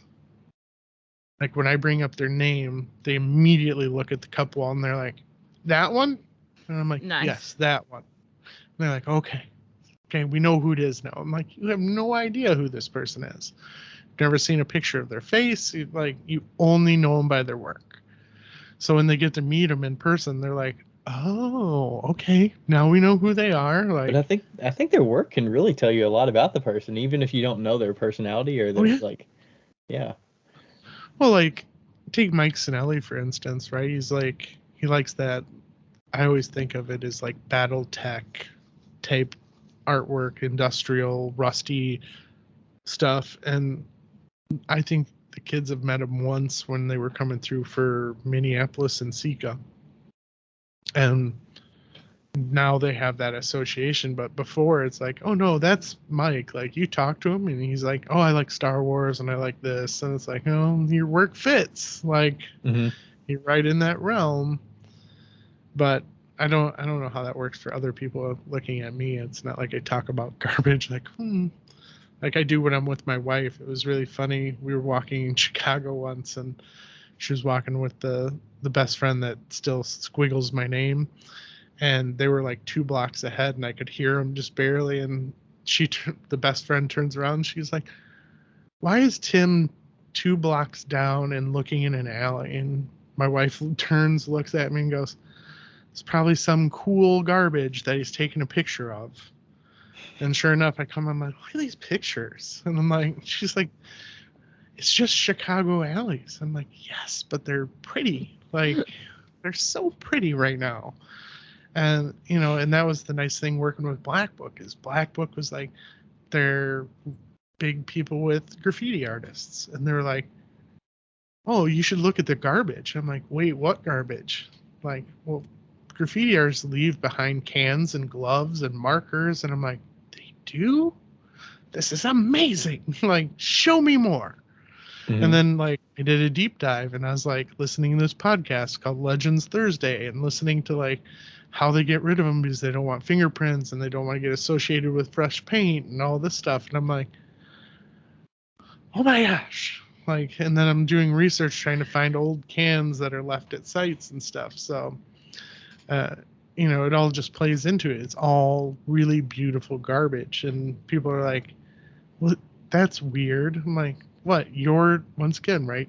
That negative connotation comes into play. It's like, as soon as you say garbage, people are like, your work's really beautiful. I'm like, it's not. Taken too seriously. Yeah. You're not like, relax. It's real dumb. I get it. Like, I have my dad that came over last year, just looking around my studio, and he goes, still don't get it.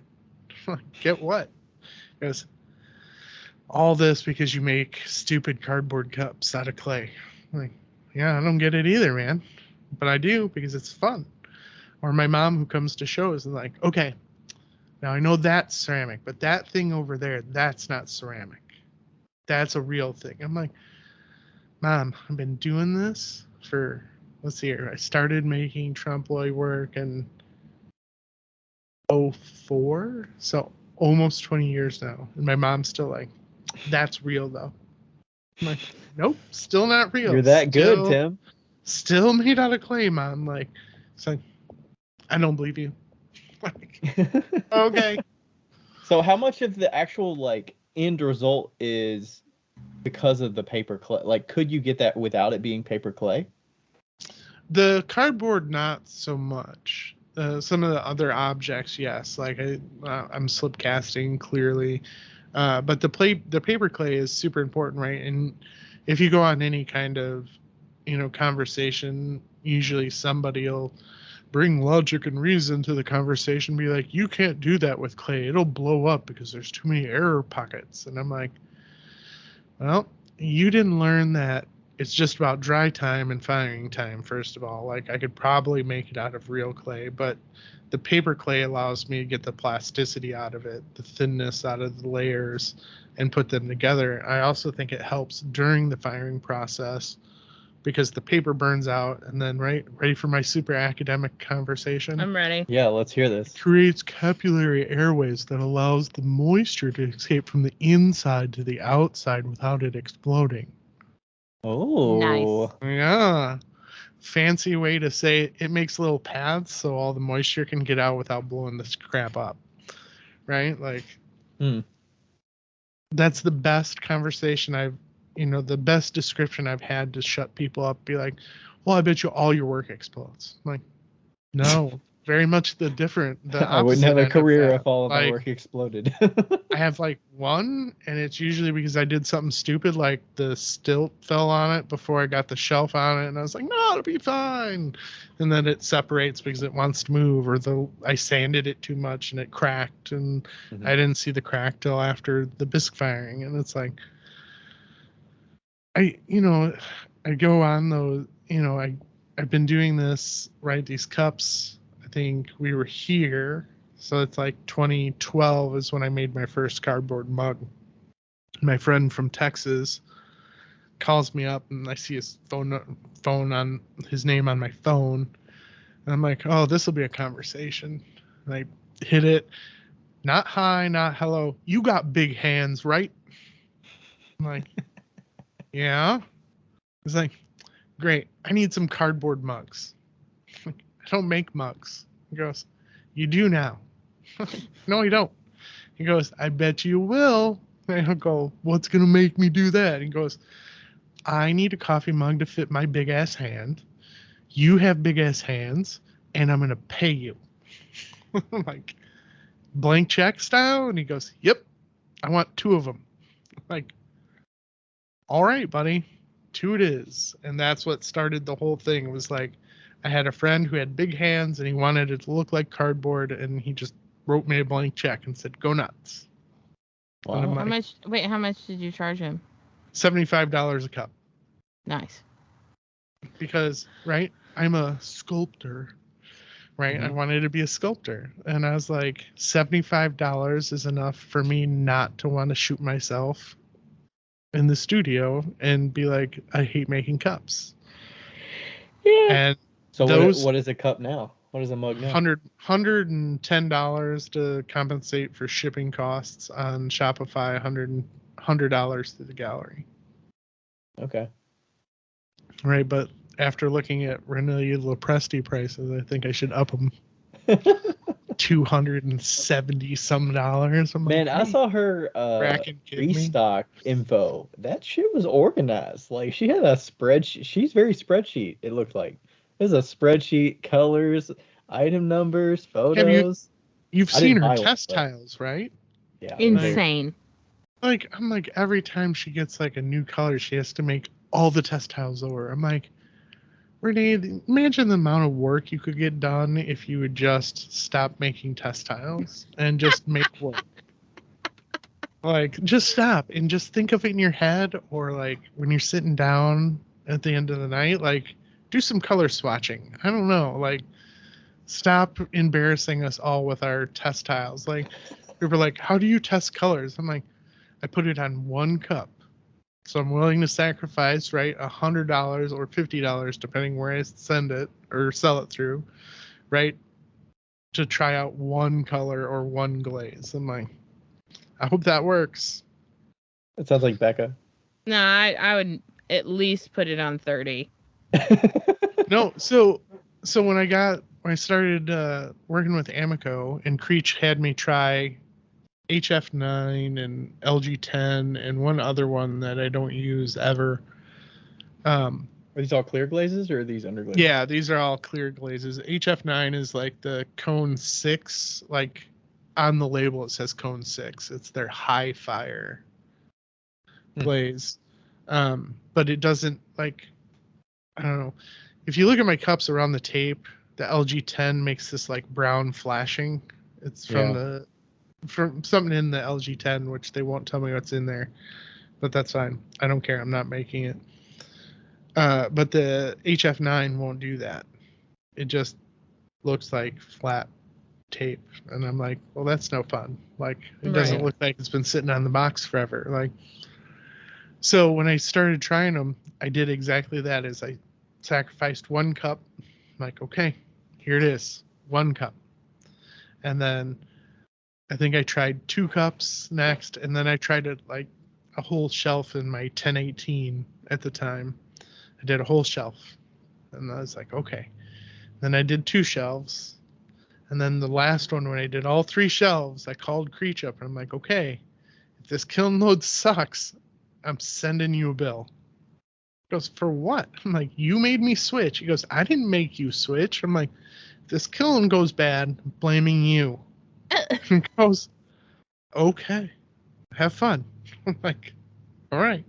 And ever since, I've been using LG10, but LG10 is a 04 glaze, 04 clear glaze, but it's because it's not, I think the speech was, it's not commercially viable and successful at all temperature ranges all the time. So they only market it for 04. But I've put it through Raku, I've put it through 04, I put it through Cone 6, I put it in Cone 10 reduction. Like, it works everywhere. I even put it in Rothschink's wood kiln. It still turns out. So it's an amazing, weird glaze, but it works. Interesting. Okay, so you didn't send him a bill? Nope, I didn't send him a bill. Instead, I've just been making money off of his suggestion for years. Nice. Wow. So it's one of those things that works for you, and you're just like, okay, I'm just going to stick with it. I don't exactly know, but test it enough, and it's like, okay, this works. Yeah, right. Like, we start to test all those things, and like we started with the Rene Lopresti test tiles, but like I'm going to try a whole different set of glazes here soon, and I'm like, I hope it works, because if it doesn't work, it's going to suck. Like, I don't just make a tile and try it. Because, right, if you make just a tile, you're firing it flat. You don't know how much it moves and drips. You're not applying it the way that you would normally apply it on an actual piece. So, like, you have to have all those variables in there so that you know how it works. Because otherwise, like, this is just color information, color and temperature information. It doesn't actually apply to my functionality. I'm making the switch from Mako to Speedball currently. And yeah. How come? Well, there's a couple reasons, but Mako's getting increasingly harder to find. The underglazes, at least, are increasingly harder to find. Like, you can buy them online, but I kind of like to go to Brickyard and get them when I need them, you know? Situation. And but also I met them at Ensika, Speedball at Ensika, and Mako looked like a bunch of chumps. They were like, they looked like a bunch of fucking bros, like, all in front of their booth, and it wasn't even like, they weren't even like approachable. No, they, if I remember correctly, they're mostly known for glazes too, not underglazes. So, but they have a line of underglazes, and they're very good. Like, they're good. But yeah, I was like, I'm not fucking talking to those people.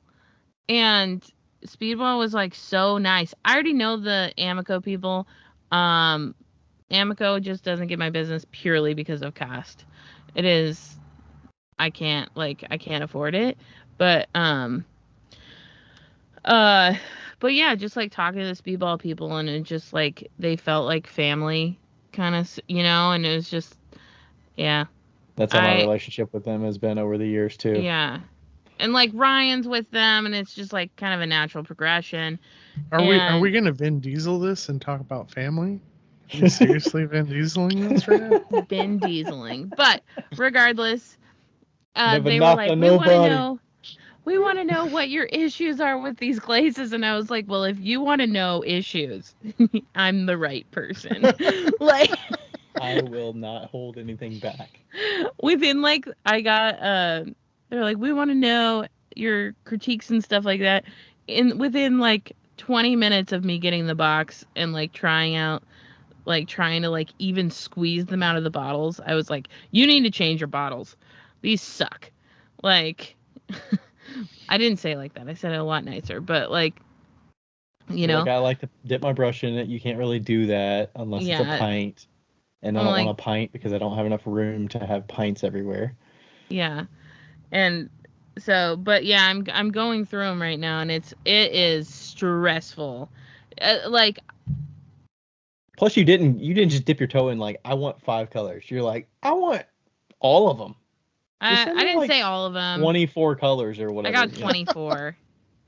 That's all. I don't even have 24 of the colors. 30. There's 36 color options from Speedball, and she's like, I want that one, that one, that one, that one, that one. 24 colors later. At that point, really, you're not just gonna be like, I want the other 8 or whatever. You know what? It is. I will say that in my email, I was like, 12. I really wanted all of them, but I'll give you this list. And I was hoping she'd be like, I'll just send them all, but she didn't. So. Is that Kelly you were talking to? Yeah. Kelly Brown, yeah. Yeah, and so, but it is scary, like, switching over, especially when I've, like, totally figured out all of my systems for Mako, and then kind of, like, switching over to Speedball. Like, it's a different product. You have to treat it differently. It's like everything, and like, but, like, the whole testing situation, I don't test on a small basis. Like, my whole next batch of cups is going to be Speedball.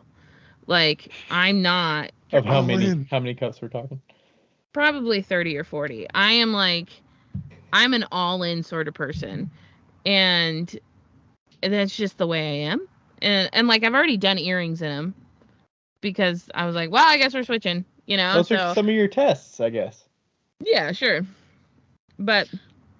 yeah. Well, yeah, it's small and it's incremental when you test, but I mean, I don't know. I always feel way more comfortable when the companies reach out or the companies suggest something, and because Kelly approached me about the screens because I had been having a t-shirt company make my screens, and because I failed epically when I first started making screens, and I'm like, I'm not doing this. I don't have the room to set up the light. I don't have the room to have the spray thing. And so I was just like, I can't dedicate a whole another room in my house at that point to set up for just printing. And she's like, well, we have this new stuff and it works really good. And she sent me the Diazo, and instantly I was like, this stuff is amazing and magical. And I'm like, so now, like, I think I make a new screen like every month, and I keep all my old prints. So like, if I ever need to go back to the old screen, I can just be like, oh, I have that saved. So, it's been really great, but like, it's almost like the companies have to have confidence in their products before, like, it's really viable for us to try them, and and have the confidence, like, oh, they say it's gonna work, like, okay, so they said it's gonna work, so it's gonna work, right? Like, have to kind of talk yourself through it. That's kind of why it's good to have a variety of different ceramic artists that use it in different ways. So because they wouldn't naturally just go about testing things that are very, very specific. Yeah. It's like, okay, well, they need this to work as an artist because their product is on the line, their quality, the customer's going to notice. So, yeah, like I'm dipping all of my jewelry in underglaze, and as far as dipping is concerned, Speedball, I have to figure out a way to make it work. Like, whereas Mako, I just had to kind of like add water to it to thin it down a little bit. Speedballs have bubbles in them, and the bubbles affect the dipping because they get on the dipped pieces and then it applies unevenly. And so, because you have to like mix it up a lot. And didn't they come out with a new thing though? Like supposed to be like more fluid?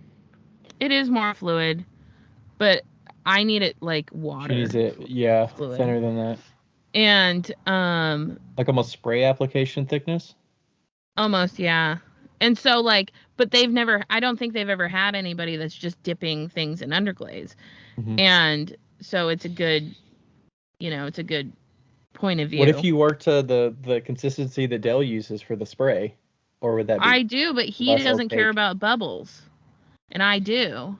Also, I feel like Speedball has some larger particulates, like the pink that I have is really hard to spray out of my airbrush. It clogs super frequently. Yeah. It's a little thicker, and I've tried to dilute it with just water, and it's not the same. You have to dilute it with Darvan first, and then get water into it. He's like, that's one more thing. I know. I mean, you can't microwave that.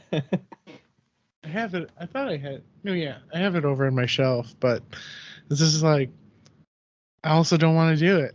I just don't like. I want the bottle to show up in my house. I want to open it up, pop the seal, be like, bam, done, gone. Or, right, open it up, put it in my jar, microwave, and be done. Like, no, I get that, and I have to like. Step. I have to transfer my shit to new containers anyway, and I have to fuck with them regardless. So it's like adding a squirt of Darvan in and then water doesn't bother me. But there's no volume inside it for her to add liquid when it's already full, so she's got to transfer it. I have to transfer it because I can't like fit an earring, like the wide earrings, in a bottle, so it doesn't matter.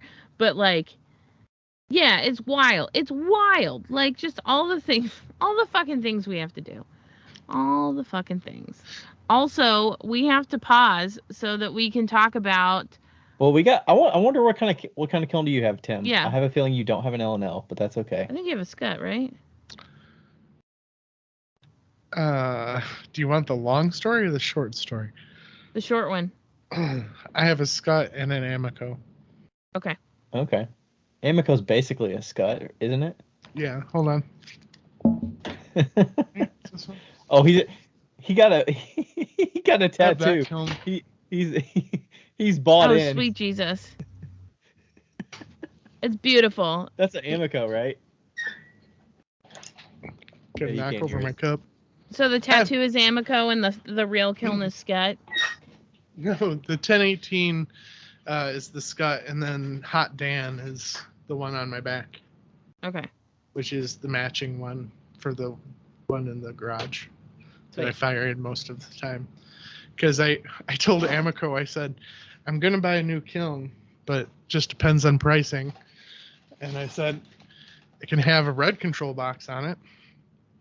I can have a black one, and I'm going to have a tattoo that matches.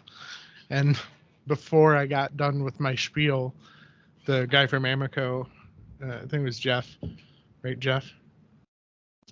I don't know. But he's like, it'll be an Amico. I'm like, okay. Have you changed out the elements in the Amico yet? What about the Scut? I have to do that soon. The top ring's out. But I've changed them. I've been in academia long enough that I've done them before, and I've worked on the prototypes, or not prototypes, but like the off-brand ones that are the same setups. Mm-hmm. Right, and you're gonna talk to me about the L&L ceramic channels. And we have to. We're paid to. No, that's fine. You can talk about it, but I mean, that seems like a great version of that. But also, how often are people changing out elements? Dude, not that often. Rebecca changes out elements like every other fucking week. I'm gonna tell you my 1018. I hauled it out of a guy's basement. Still had tape on the outside, so it'd never been fired. Holy shit. I had to fire it 3 times to get it to stop steaming. Oh my God. It was built in 1999. I've replaced the relay once, and now the top ring is out. Wow. It's pretty good. I just replaced all the elements and the box and all the thermocouples and all the relays for an old L&L that was a 97. And that was wild. Also, the controller looks crazy, but it's fine. Right, and I'm going to have to be super delicate because I don't want to break my brick. Like, that's a pain in the ass when I have to go replace the brick, because then I have to, like, deconstruct the ring and put in the new brick. And yeah, that's hard. I've done that before. It's a pain. Especially on the top ring. I did it on the top ring, and it was tough because it doesn't ever close perfect. You got to sand it down, and hopefully it, like, yeah. But, I mean, I looked at the L&L kilns, and I forget if it was pricing at that point or if it was just loyalty to Amoco to talk to them first. Yeah. About my purchase. If there's anything that this podcast has had a theme of, it's loyalty. Yeah, right. It's all about family. Can we say it's all about family? It's all about family. Brand loyalty. Well, right, and I think that's true of, like, any profession, right? Like you look at, like, The Rock and how he's, like, always promoting his brand and the people who sponsor him, and or, like, I always okay, ready for my redneck roots to come out?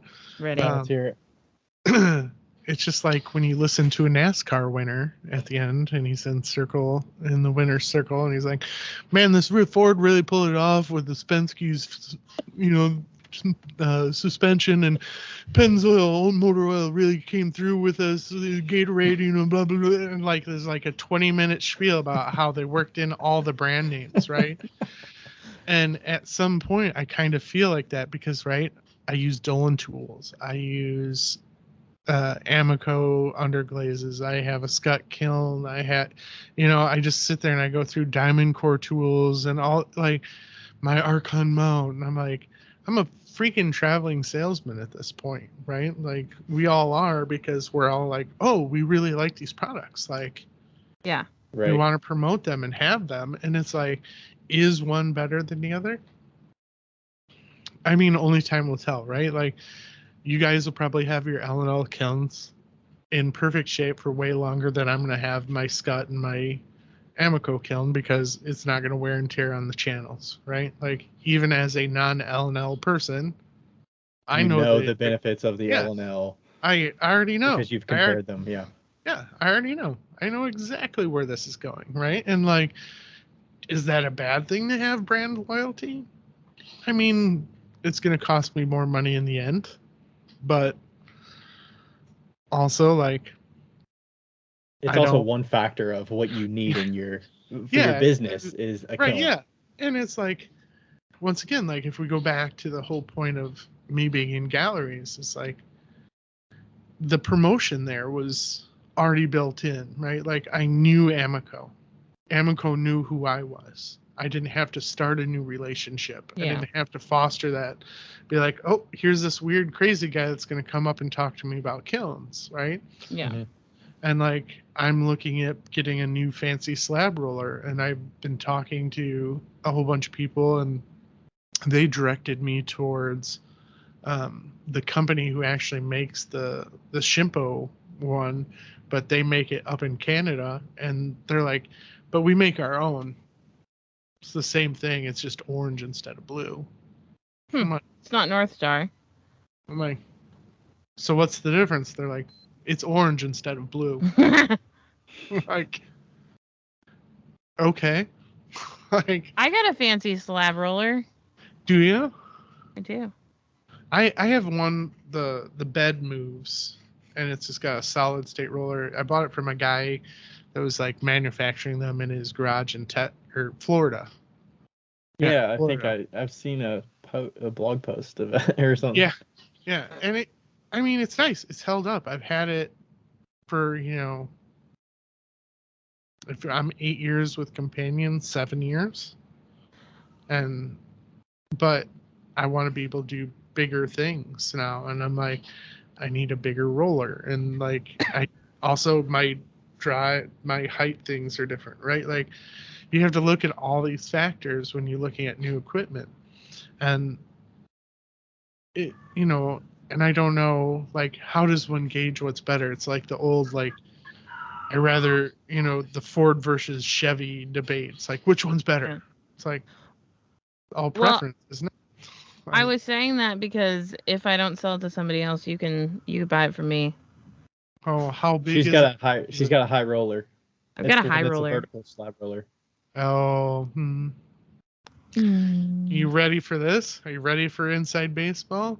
I didn't like the guy that was at Encika when I asked him about it because he didn't want to talk to me. That bitch. I was asking. It goes both ways, right? It's like, hey, you got people. I was gonna tell you, I'm also like a super salesy person when I like get on with somebody, but if I'm off with somebody, I'm also a super anti-salesy person. Yeah, like paper clay. I don't know if that's true. I feel like it sticks more to stuff. Canvas. Yeah, to the canvas. When I was using canvas, we can talk about that in a second too. But so I was talking to him like, well, I also needed to get super thin. And he's like, it gets thin. I'm like, how thin? Because it gets thin enough. And I'm like, do you want me to explain how thin I want it? And he goes, no, it'll get thin enough. I'm like, he never said 0, like, which is the first thing North Star or Shimpo told me when I was talking to them. They're like, it'll go down to 0, so it'll get thin enough. Like, you can go, hammer it all the way down. I'm like, okay. And I said, well, how is it to get the clay off, like, of this vertical? And he's like, it's super easy. I'm like, oh, okay. Do you want to put a piece of my clay through there and we can see? No, it comes off really easy. That's hilarious. And I'm like, so you don't want to sell to me? Like, okay, cool. Got it. Thanks, bro. Yeah. But I thankfully have never met them, so I don't know. And he could be having an off day, right? Like, we all have off days, and I'm sure somebody's got a shitty story about me that's like, I met Tim once and he was a real asshole. And I was probably super hungry and I was super tired. Or, they tried to talk to me. Like, I talked to one guy at the Imposters Cup show. He goes, well, I'm a student at so-and-so and I'm doing this paper. And I'm like, oh, that's really cool. I'll answer all of your questions via direct message. So, like, hit me up on the socials and I'll answer you there. This is my time right now. Like, if you just want to sit and talk, we can talk, but I'm not answering questions about your paper. Yeah. Like, and I said, but it was nice to meet you, and like, I'll look forward to the messages. The kid never sent me anything. It's like,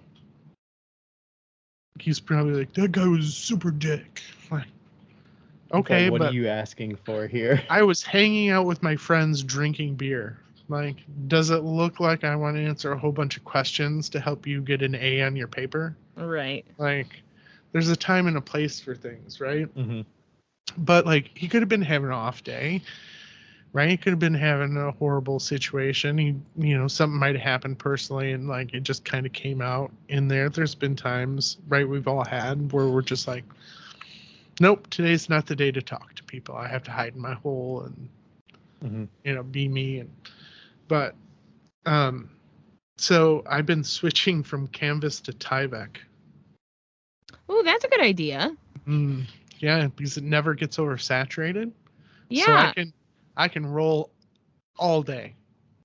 That's fantastic. Wow.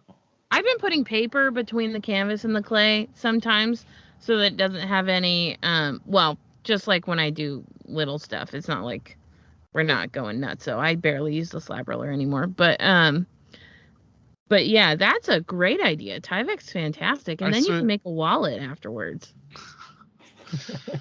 I mean, I suppose.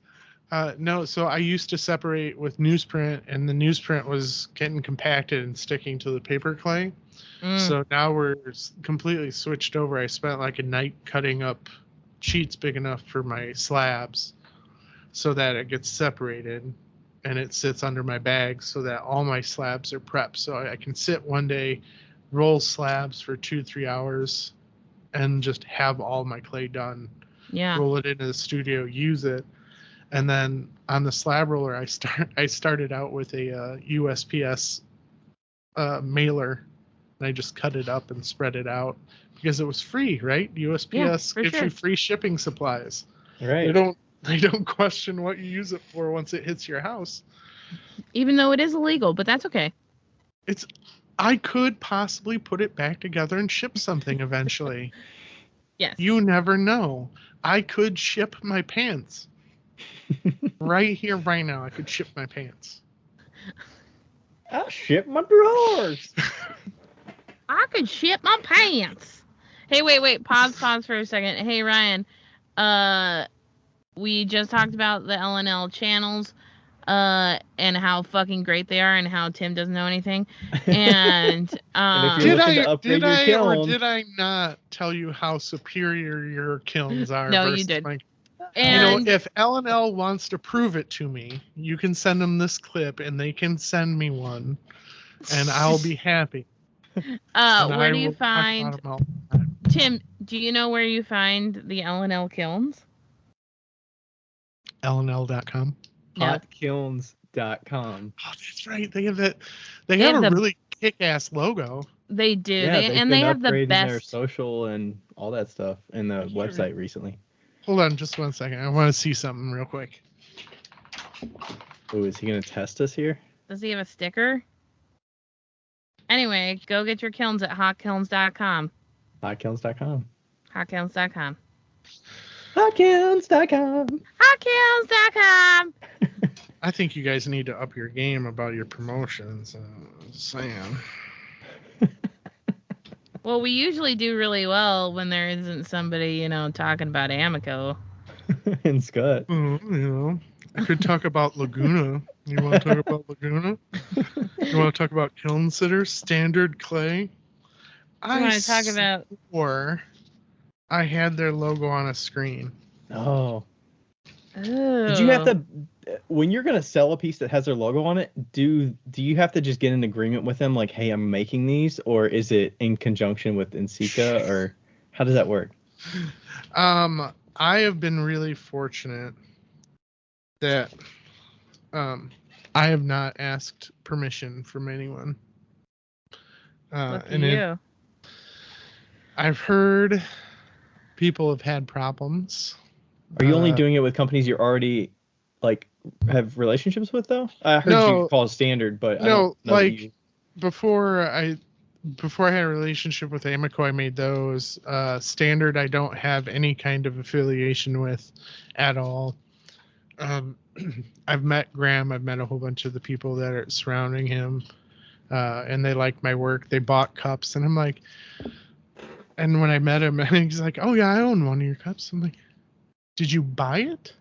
He goes, "Yeah." I'm like, "Why?" He's like, "Because you made it, and it was for sale." This is a standard guy, I'm guessing? Yeah. And I'm like, you could have just been like, "Hey, dude, I want that cup. It's my company." And I would have been like, yeah, you should probably get one for free. Right. But I do so this is the only part of my life that's organized. These are all my screens. Right. Ooh. So then I have printouts. I've never talked to Krylon or Montana. Right. I'd never talked. Well, I guess I've talked to Cyril. You need to flip it over. So there it's you go. Easier. Okay. It's already backwards, but yeah. It's the Bray logo there. Oh. There's a pizza joint that Marnold wanted me to make, Minnesota clay.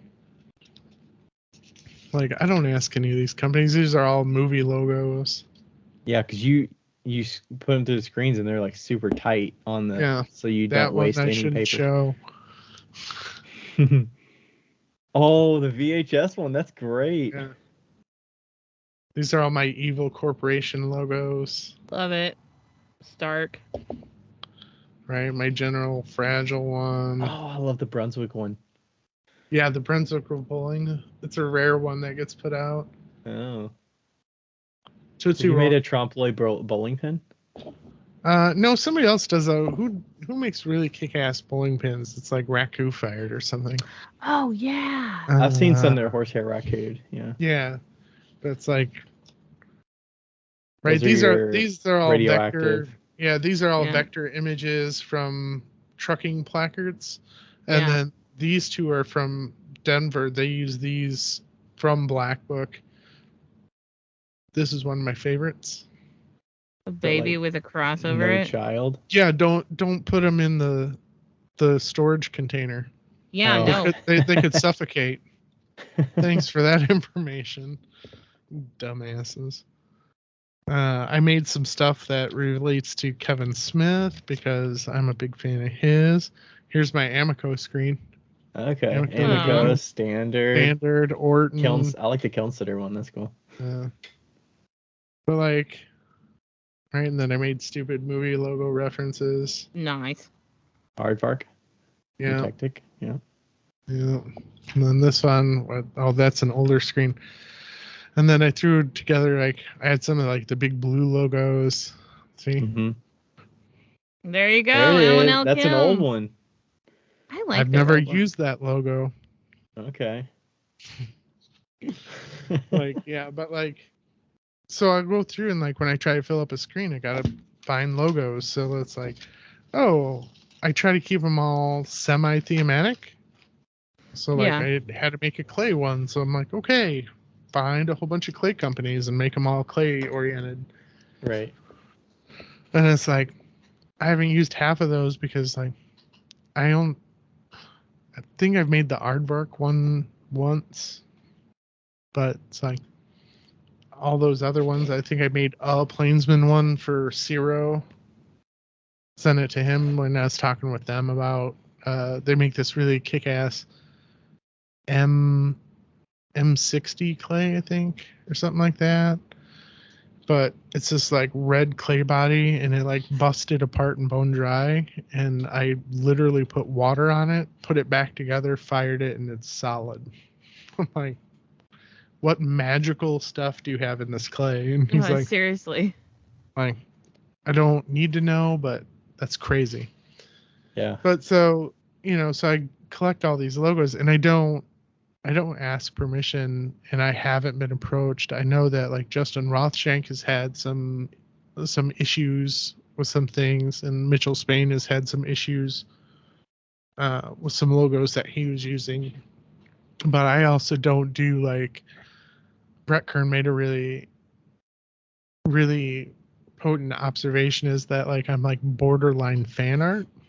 It's not quite their logo. It's not quite because you're not making the object that they make. Yeah. It's just a accent to the thing that is primarily cardboard. Right, yeah. And like even on the, like I said earlier, the prints, it has the Rust-Oleum font. It has the Rust-Oleum logo, but instead of saying Rust-Oleum, it says Tim Ceramics in the same font. So it looks like, if you just glance at it, it looks like a Rusto cap, but it's a my cap. So then I don't have to worry about that so much. I mean, I'm sure someday somebody will be like, yeah, you can't do that. And I'll be like, okay. And there, I hid one screen from you because it was a commission through a company and they were like, yeah, you can't use those ever again. And I'm like, okay, but I put other things on that screen, so I have to keep that screen around. And they're like, so you commissioned it for their employees or something like that? Yeah, like some got sent to Russia and India and all these other places, and I'm like, okay, cool. And I'm like, there are things I don't want to use anyways, but there was like a lot of text involved, and I was like, oh, the text would be fun to just like slap on something is like something not to read, not to focus on, but just have the babble on there. A little accent or something, yeah. But they're like, don't do that either. Yeah. Because people are going to know by your ingredients list of what label I'm using, I'm sure. So. Yeah. Okay. Oh, sorry, go ahead. You're good. I was gonna say we had a couple listener questions that were related to something that I wanted to ask you because Okay. I don't exactly know that it's something that Becca and I are like generally versed in, that I feel like you have way more experience with. Okay. And we've already touched on a lot of this stuff. Becca, do you see the ones I'm looking at? I'm not looking at them, but I know what you're talking about. So one of them came about related to doing curated shows, and you've kind of touched on this, and you've done shows and like applying for galleries and stuff like that for different last call and things like that. So they were asking advantages of doing a curated show, disadvantages, because they were invited to one among other potters in Portland. It was actually Eutectic. And they were kind of thrown off by, they wanted 10 pieces, they wanted them photographed, shown in the gallery, 50%. They wanted them like photographed and everything 3 months before. And they're just having a tough time of understanding what's worth it when they're giving up 50%. We've talked about some of that, but how would you frame that as advantages, disadvantages? But they said specifically that like they want 2 pieces, but the rest of the 8 pieces they're gonna have to ship out virtually. They're kind of drop shipping the pieces. Yeah, and see that's okay. So let me back up. Because this is a big question to unpack. Number one, you have to have thick skin just to apply to shows. I applied to a paper clay show and I got rejected 2 years ago. Nice. Followed quickly by an email from a professor, Jessica Brandel, that was asking me my paper clay recipe and how to make paper clay. And I'm like, rejection here, professor asking me for stuff over here. Cool. Super cool. You have to grow really thick skin really quickly. You have to judge based on what you want, fully expecting you get rejected. Mm-hmm. And then once you get in, like, you have to understand their requirements, because a group show is way different than, asking to be in this or that or having a solo show. And most of the time, like, I won't apply for a show unless, like, I'm like, well, if I get it, I'm willing to follow those things. Like Charlie Cummings' Intimate Cup show, like, I applied for it a whole bunch of times, and like, but I knew what it was, right? I knew, like, they want 5 pieces. I have to ship all 5 pieces to them. We get 50%. Good deal. I usually don't work with a gallery unless they take 50%, and I'm gonna explain why. Because if they don't take 50%, they're not working to sell my product, right? They'll sit on it, and then they'll ship it back to me. So then I've lost shipping costs right away. And it's like, can I sell those? Yeah, absolutely. But the whole point of me being out in the world is for them to do the work and them to do their 50% earning, right? Like, I spent the time to make this object. You spend the time to sell the object. So you have to come to grips with their stipulations. I am not a fan of, like, I'm going to say this and then I'm going to be with shape theory and end of the summer, but I'm not a huge fan of virtual shows where I have to ship the work. It's like, if you're going to take money from me, then you should be doing that equivalent amount of work. But I also have somewhat of a name in the world of ceramics. I think when I first started, I probably would have taken anything. Like, oh, you have to pay shipping back and forth, and you have to take images. And I would have been like, yeah, that's great, but I get the exposure, right? Like, I get to be in your gallery. Mm-hmm. I get your connections. Like, and I did. When I first started, I made a bet with my friend who could get into more shows in graduate school. And I got into like 6 shows, and it was like 3 or 4 months into our bet. And I said, I bet I can get 12 shows in 12 months. Wow. And he was like, no, you can't. I'm like, okay, for sure now I'm getting 12 shows in 12 months. And I got 12 shows in 12 months. And then I pulled the Chicago thing. I'm like, I'm going to repeat that and get 24 shows in 24 months. And then I got 36 shows in 36 months. And then I think it was like 4 or 5 years of 12 shows a year. But I also applied to 3 times that many shows. I also paid for all the shipping to send all the work to all those shows. I had to learn how to box and crate and figure out how to ship. And even working with the galleries now, like the experience that's gone into shipping to galleries is now applying directly to doing direct sales, right? Like I've learned how to ship things the most efficient way possible to get the product to the customer without it breaking. Mm-hmm. If you go back, right, 8 years-ish, I guarantee you about 50% of my product would have been broken because I didn't know how to do all that stuff. So like, is it valuable to have to do all these steps for these galleries? It depends on where you're at in your career, right? If you're just coming out of school or you're just trying to get a name for yourself and they're asking for all these requirements, it's like, well, they're possibly going to sell them. So you get all that money. And then that means 10 more people see your name somewhere. Right. And it's associated with a pretty decent gallery in the ceramics world. So I think that's definitely worth it at the beginning. I think once you get to a point where you're like, either you're stressed about it or you're like, well, I have 3 other people that would like to show my work and they're going to pay for shipping back and forth and they want all the pieces and they want them 2 months from now and they're going to take the images for me.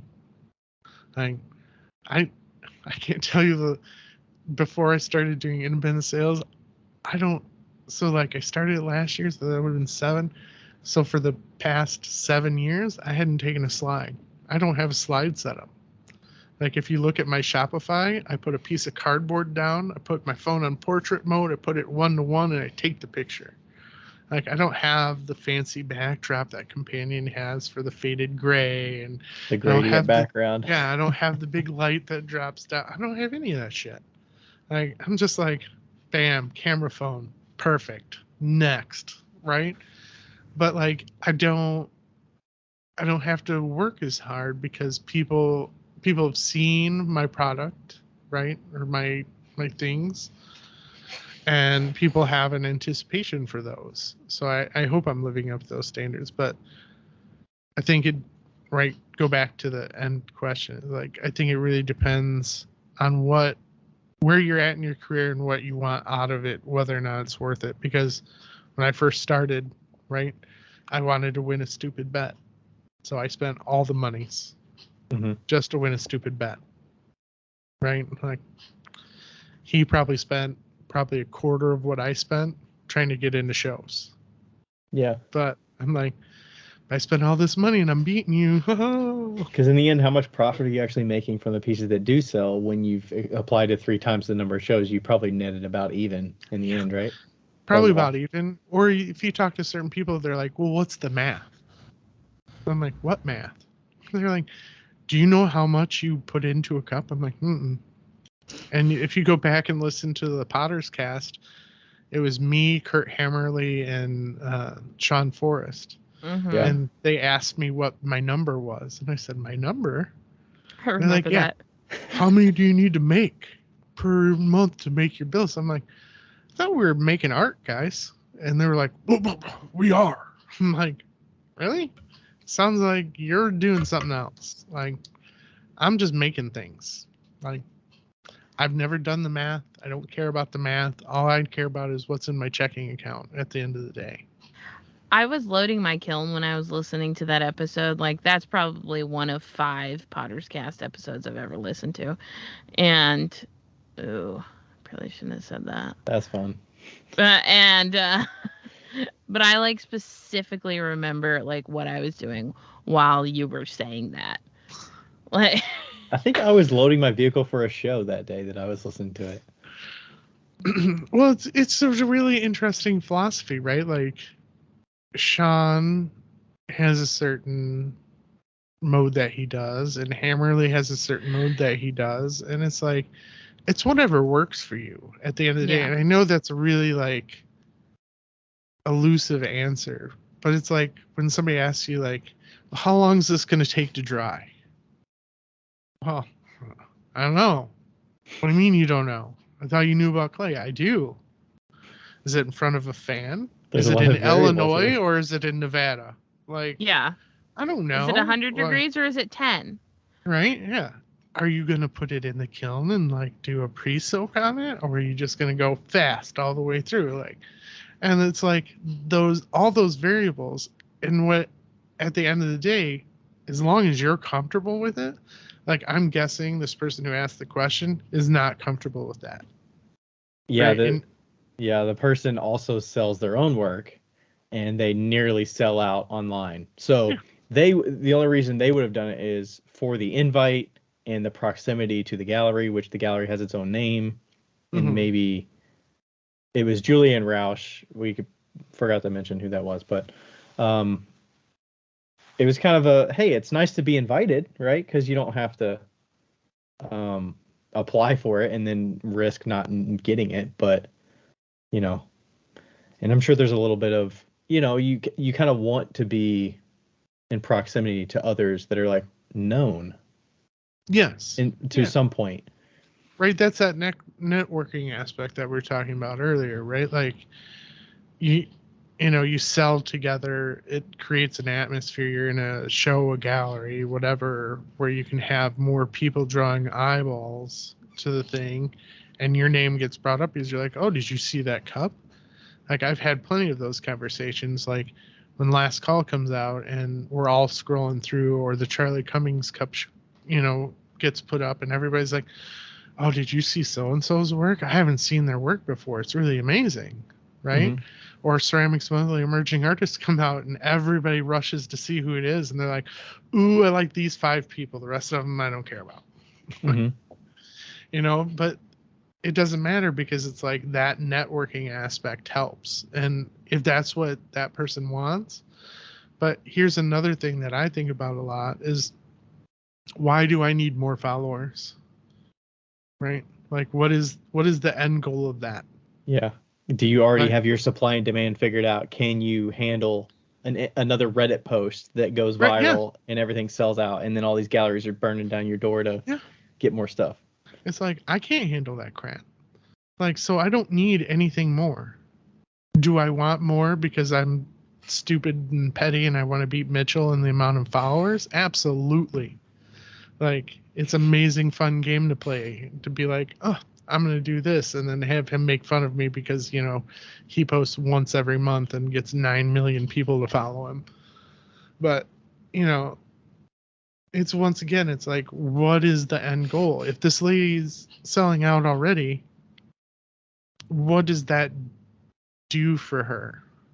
Right? Because like, I think it also, like, as an artist, you to a point, like, you kind of want, at least I do value having other peers of mine respect my work as well as me. Absolutely. So that's definitely a factor for me. I'm not speaking on behalf of Julianne, but like, it is nice to have peers that like you, like your work. Some people would say I would prefer people think I'm an asshole, but they respect my work because they think my work looks really good. But it's like, I don't know. I mean, at the end of the day, are your things selling? Like, I don't know. Right. At the end of the day, we need things to sell so that we can make more of them. Right. And it is super nice to get the attaboy every once in a while. Right. Like, once again, super petty. I'm on year 12 of applying for Ceramics Monthly Emerging Artists that you're only eligible for 10 years for. Because I didn't get it in my first 10 years, but they haven't figured out how to block me from applying. So welcome to the next 20 Most years people of have my given life. Up. Yeah, no. And I can't wait for them to be like, you can't win, right? I'm like, but you still have to look at my shit every year. Like, and it's like, it's super petty, but it's like, I want the attaboy, right? Like, good job.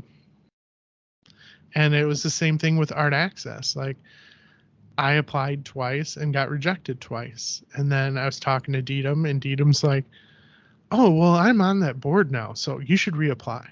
And I'm like, oh, I don't want to get in because you're on the board. Like, that's not what I'm talking about. Like, Right. I applied twice blind. You rejected me twice blind. I'm good. Like, now it's punk rock, and it's, I did it harder. I did it better. I did it with more heart, and fuck you guys. Right? I have this conversation with another Potter who should go unnamed because we have a continuing thread, and he's continuing to try to get into Ceramics Monthly for some reason. And I'm just like, I don't need their validation anymore. Like, I do a lot of petty things to, like, fuck you, but I also ran across somebody that wrote for them, and they're like, they heard me complaining about it. They're like, I write for Ceramics Monthly. I'm like, great. Do you know who I am? And they're like, no. Like, my exact fucking point. Like, I've applied to your magazine so many times. And it shouldn't be worth it, but it's just like a nice, like, I don't know. It makes me, right, and my stupidity go through. But, like, I'm willing to sacrifice that now $15 a year for them to look at it and be like, yeah, he can't win. Great, good. Super happy for the other people that get it. Like, I see a lot of my, people that I call Instagram friends. I see them getting it. I'm like, that's awesome. Like, it's perfect. You got it. You're rolling with it. It's great. But it doesn't matter. You just have to come to grips and just make it work for whatever your philosophy is for the studio, I guess. And it's hard to tell how there's not so linear of, like, getting into this show produced this sale, which this person saw the pieces in this show, and then it led to this dollar figure down the road. Just like getting into Ceramics Monthly, you get paid for the article you wrote, which is like maybe a couple $100, and then, like, was that mathematically worth it, or did somebody see that and then you get another opportunity? Like, well, those opportunities usually lead to more opportunities, but in this case, all right, we're talking about this one specific write-in question. Is like, do you need more opportunities? Like, can you handle more opportunities? Because, right, like, I'm at a situation where I'm like, I have papers sitting that have dates on them of things I need to get done, and I'm like, crap. Like, I'm trying to keep up the best I can, but, and I end up working with one gallery that wants me to do very specific work, and I'm just like, I don't need an assignment. Like, I'll make the work I make. If you like it, then we can work together, I guess. Like, otherwise, I'll get to it when I get to it. And if I burn those bridges, I guess, and I have to live with it. So yeah, otherwise you're not happy doing the project because you're just doing it to cross it off your list. I'm doing it to make somebody else happy. And I don't know about you guys, but I got into this because I wanted to be happy making, right? Like, I want to make it so that I'm happy. And, like, every time I make some stupid thing, like the pour over, the funnel, and the piece of cardboard, and every time I go to make one of those stupid things, I'm just like, this is the dumbest thing I've ever made. So yours is the pour over, mine's the butter keeper, and Ryan's is the flask. Right? But it's so dumb. It's so stupid.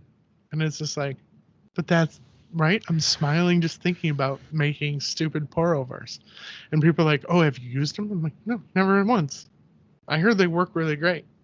They're like, do you drink coffee? I'm like, yeah, out of my auto drip. Like, yeah. Like, that's when that's when people are like, oh, well, your don't collection you use must your be own amazing. mugs? I'm like, no. I don't drink hot liquids. I don't drink hot liquids. I drink out of a fucking straw cup. Like, well, right.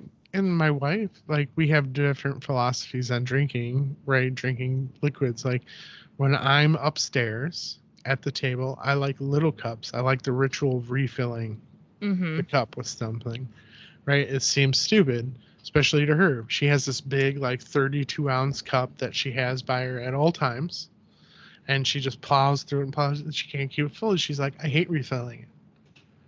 And I'm like, well, that seems silly. Like, I love the interaction because I like the objects, right? And it's just like, everybody has a different philosophy based on that. So it's like, you just have to find your way through that clutter to figure it out. Yeah.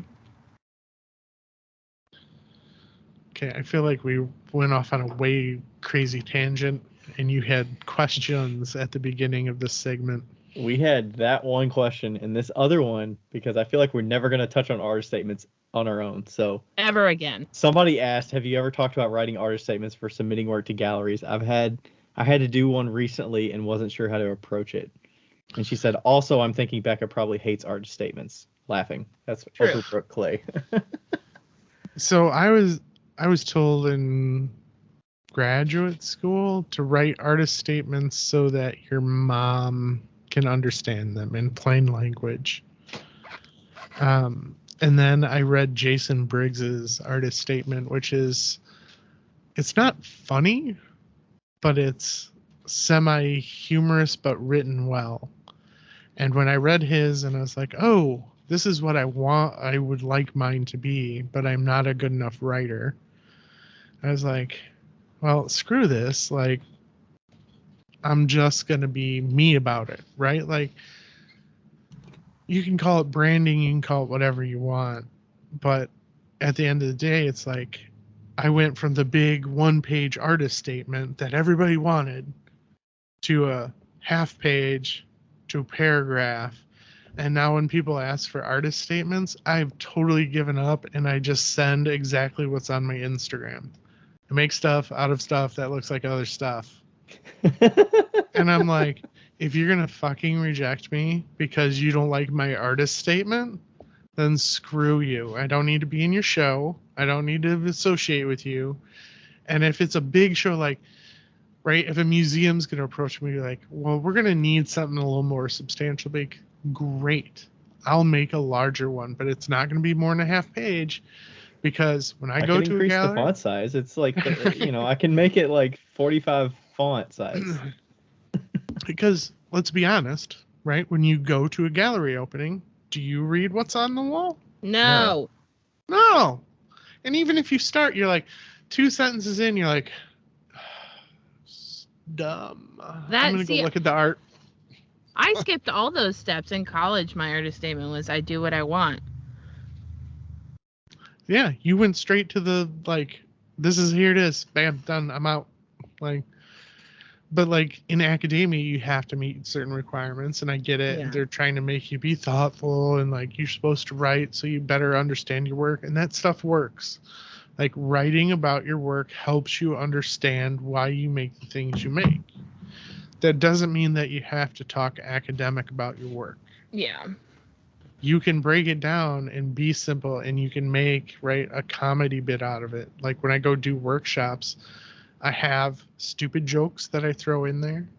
Mm-hmm. I have the bit that I run through, and it's all just associations, right? Like, we get to a point where it's like, they're much more engaged when I'm trying to be a stupid jerk and be like, oh, do you want to know why we compress slabs in more than one direction? Does anybody know? Does anybody know the answer to that one? So they smush together better. No, because nobody likes one direction, you silly. And they all laugh, and they're like, oh, I'm like, now, keep this in mind 3 months from now when you're going to compress a slab, and you're like, I gotta go in 2 directions. They're never going to forget that, because I was stupid about it.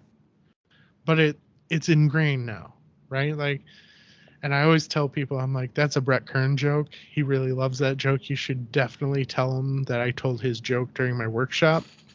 And every once in a while, I'll get somebody that'll do it. And Brett will be like, that is not my joke. I hate that joke. And I'm like, yeah, I know. I think about it all the time when I say it. When you go, oh, like, but it gets people to remember, right? Like, and the same thing with my artist statement or anybody's artist statement. Nobody's going to remember a page-long artist statement. They're not going to remember a half a page artist statement, but people are going to remember I make stuff out of stuff that looks like other stuff. Yeah. And be like, that stupid asshole over there, he wrote 3 lines that doesn't say anything. He wrote basically a tweet. And that, yeah, right? There like, you go. I'm done. I'm out. And it's like, okay. I mean, you both have studio philosophies, right? That you could write down on paper about why you make the work you make. Yeah. And it just feels like homework. I don't know. Well, it is. It is homework, but it's, I don't know. I mean, I just save my artist statement in Zapplication when I apply for shows, and it's like 200, 300 characters. Like, you could totally do that. That's manageable. That's nothing. But I haven't changed it in like 3 years, so it's like, whatever. But that's probably why I didn't get into any shows. Those fuckers. You're right. They're looking at the artist statement. No. It's like only super academic people are looking at the artist statement. Everybody else cuts through. Like, I've been on some committees to hire people. Everybody else is looking at the gradient. Right? Like, but that's it. Like, I've been on committees. I've been on, curatorial stuff. And, like, what's the first thing everybody looks at? Everybody looks at the artwork. Yeah. Right. Which is the way it should be. You should be judged on the artwork compared to other artwork.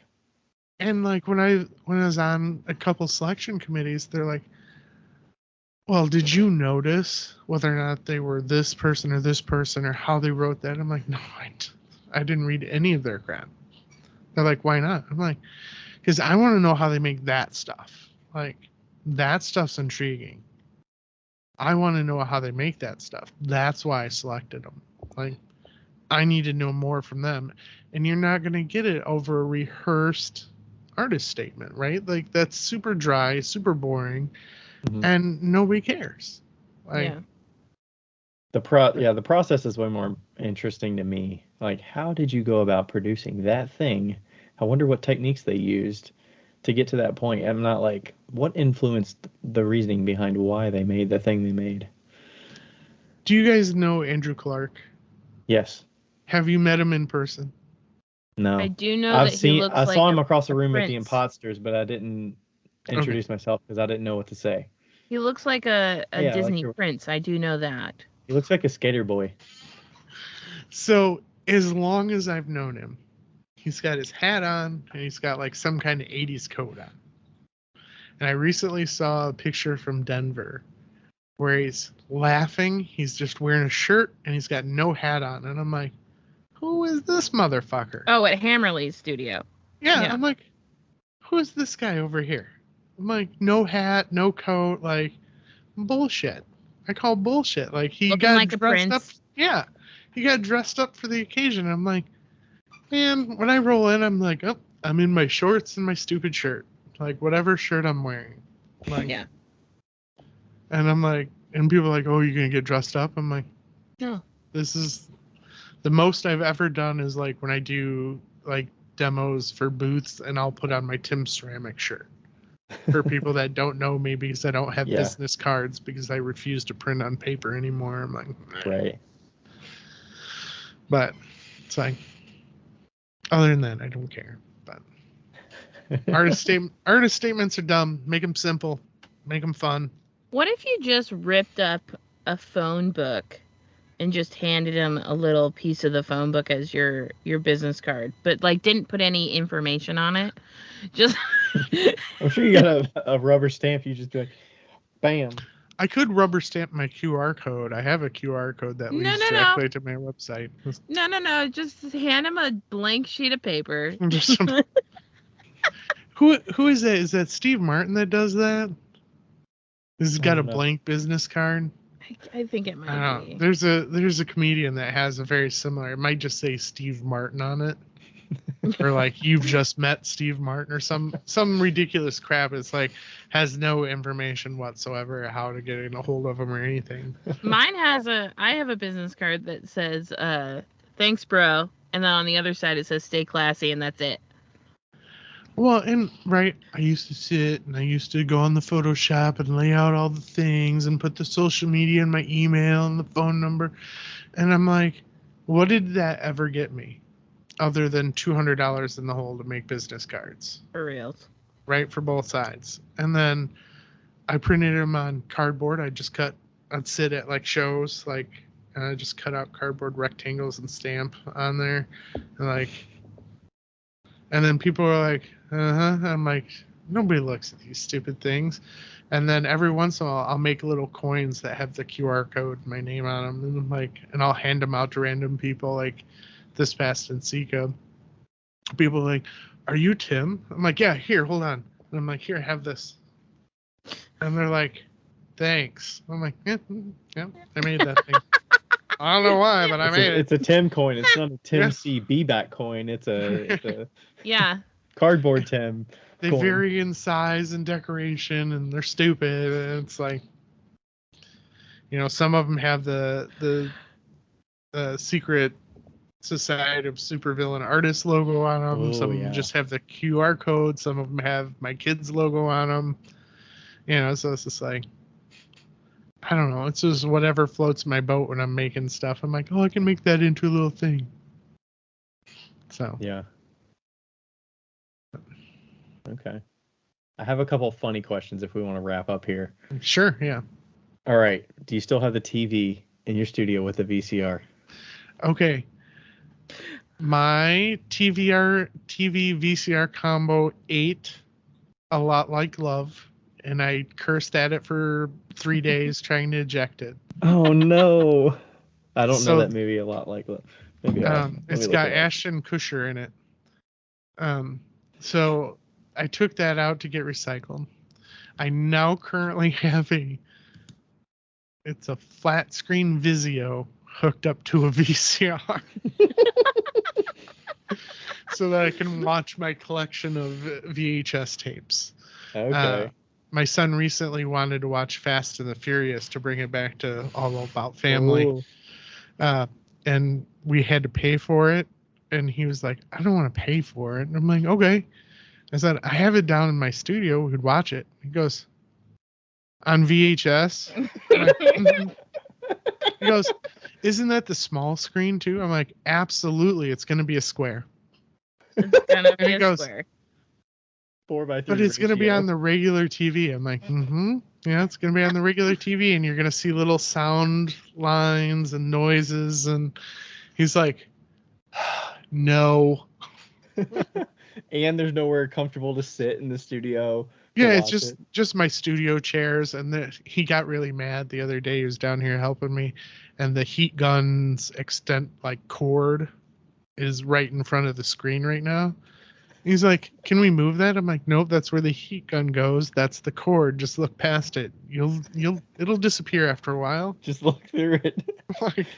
He's like a half hour after he's down here, he's like, it's still there. You're not trying very hard.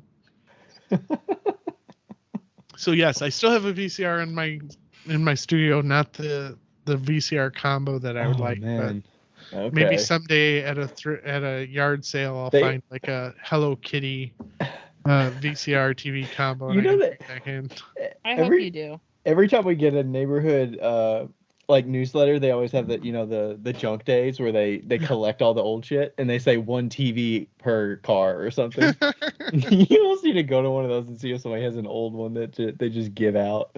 It's like, I'll take that. I would put something on like Facebook or Instagram, but I've tried to get things, and I evidently associate with people that are all asshats, just like me, because I asked for a bobcat for one day because I wanted to rip up some bushes, and all of my friends responded with some version of, I don't think it's very smart to have a live animal in your yard. Then I asked for a lawn roller because I'm an adult, so I needed to like get the bumps out of my yard so like people can lay and stargaze at night because we're in the middle of the country. Don't want the moles and stuff, yeah. Right, yeah. And all of my friends said, I've been to your house. It's not very steep, but I guess I can like force myself to roll on your yard. I'm like, okay, guys. And I could only imagine if I asked for a TV VCR combo, what asinine things I would get from that. But, whatever. Okay. Next question. I mean, it's related. I was going to say, what are your go-to tapes that you like to watch in the studio? Like, what's your one that you've just wore out? Aliens and Jaws. The Aliens trilogy and Jaws. Can I tell you a semi-short story about my aliens, though? Sharon Greenwood, she's in Portland. Okay. I had to trade her a cup because she had the trilogy on VHS. So now I have it in a box set, like all three of them, so that I can watch them in sequence. The only problem is I never rewind anything, so I always have to put them in, hit rewind. You need to ask for the rewinder. My grandparents had a rewinder. I have a rewinder. The only thing is it doesn't look like a car, so it seems like I shouldn't use it.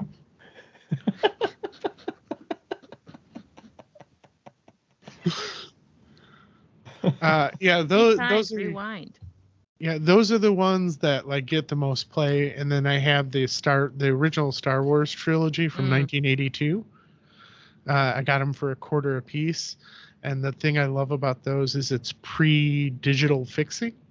So there's a scene where Lando and Han are talking in front of the Millennium Falcon, and even though it's on VHS, you can tell it's a painting. Like the perspective is just off on the Millennium Falcon, and I swear there's a corner that you can see like the canvas texture still, and it's like, it's so bad. But yeah, that's great. So. Well, do you want to tell people where they can find you so that we can get you past? Is it Brett who you're trying to get past, or is it? Oh, it's Mitchell. No, I'll never catch Brett. Brett's too far ahead of me. He's been on, head work on TV shows, and he has famous people that own his stuff, and I do not. I have subpar people that have no clout whatsoever. But everything is Tim Ceramics, so I full on branded everything. So I think on Facebook it's Tim '(S) Ceramics. On Instagram and Twitter, it's Tim Ceramics, although I don't think the Twitter feeds anymore from the Instagram. And I think I'm on my third Tiki-Taki profile, which is Tim Ceramics, the number 2. And then, of course... what? You said your TikTok. Tiki-Takis. Oh, okay. The Tiki-Takis. The thing where people are... Tiki-Takis. Everybody wants to go be uber famous so that they can watch all these videos they spend hours filming to do nothing. And then, of course, my website is timceramics.com. And I think I have a YouTube channel where you can watch some older episodes of my kids critiquing cups at the beginning of the pandemic. Are y'all still pushing mofos at all? We do things together, and like the cup release that I'll have this weekend will go out to the Patreon through the mofos first. Yeah, y'all have a good number there. I looked at today or yesterday, and it was like 300 and something plus. I was like, whoa. It's all Brett. It's all Brett because they have the exclusive. Because of those dinosaurs and his limited releases. No, I mean we have a good crossover stuff, and but I'll push to them first, and then usually wait 24 hours, and then I'll release to the general public. Do you give them like a password protected access, or is it just like you don't even announce? Okay. Yeah. No, I ran into the problem of like when I first started that, it's like, oh, I'll just send it out to just them, and then somebody will say something like, oh, I got a new Tim Ceramics piece, and then they found my shop and started buying stuff without being on the Patreon. I'm like, Ooh. we got to give the Patreon something to, Yeah. Is that part of the reason why you had to do your own site too? Because it's hard to do that through a gallery for people to buy stuff. Well, Brett and Mitchell have been exceptionally nice to me in my old foginess, because for a while, like, I'd do like the workshops for the Patreon, and Brett would host it on his website and sell it through there. And then we were doing like some 10 cup releases, and I'd just send them all the images. They'd put it up on their thing so that I didn't have to deal with it at the beginning. So they were being very nice to my reluctant. Plus it looks nice being all in one spot if you have multiple people's work. Yeah, and we were trying to coordinate it at the beginning, but life sucks, and like we all are in varying degrees of life and age, so it's really hard to coordinate everything. The one thing that you can guarantee is that we talk every day. Like we have a Facebook thread that like goes off every day, all the time. Mitchell answers in the morning, I answer in the afternoon, and Brett usually answers at night. So there's always something going on too. Like we're trying to figure out the next move for this year, so to give something back. Nice. Cool. Well, right. Is. We appreciate your time. Yeah, it's almost midnight. Sorry to keep you up so late. We're always up we're normally recording until now, anyways. Okay, well, good. I was worried like you're up there yawning in my face, and Becca yawns all the time. Oh, I've had reviews about my yawning. Really? Oh, yeah. Oh, I have a question. You guys are business oriented. Do you think for the next NCECA I can create a Yelp account about my handshake? Ooh, I don't know. I shook somebody's hand at NCECA, and they're like, "You have a really nice handshake." I'm like, "What?" I'm trying to think if there's a different platform where you would get star ratings that would not be Yelp. Yeah. That would make sense. Like, what about a Google? What about Google reviews? Review? Oh, does that just follow me then? That would be easier because they wouldn't have to they'd be more likely to have a Google app than the Yelp app. Yeah, and it'd be your business. But if they're traveling, they might have the Yelp app. I don't know what goes into getting a business on Yelp, but I would suspect Google is easier to drop a pin. Okay. Definitely Google. These are the really hard-hitting questions I think about. Absolutely. Yeah. What do you think your rating would be? I have no idea. You go to the conference and you shake people's hands and all that stuff, and you're usually just like, okay, bye. And this guy was just like so intense. He's like, you have a really nice handshake. It's like, thank you.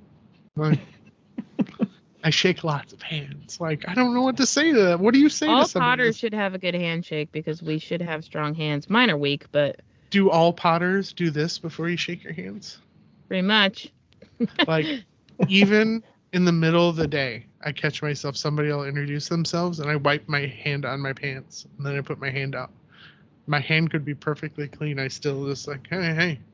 And they're like, they always look, too. Like, I never explain it, but they just look. They like, why is he doing that? Like, I can see the look on their face. I'm just like,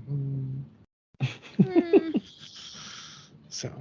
Well, you're pretty tall too, so it seems like they would expect a good handshake. Yeah. Yeah, let's see here. I've been described as I can fill a doorway. That was a Eric Botbill description. I get a lot of, wow, you're taller than I thought.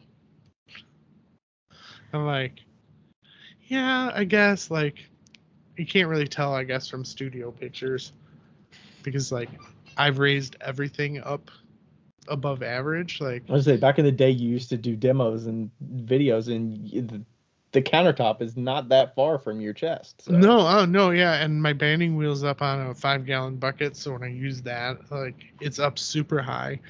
And my studio assistant is super short. She's about as tall as my daughter was. I think my daughter may be a little bit taller, but she's got, no, it's not down. There's a pallet over here somewhere. Yeah, right there. You can see the corner of it.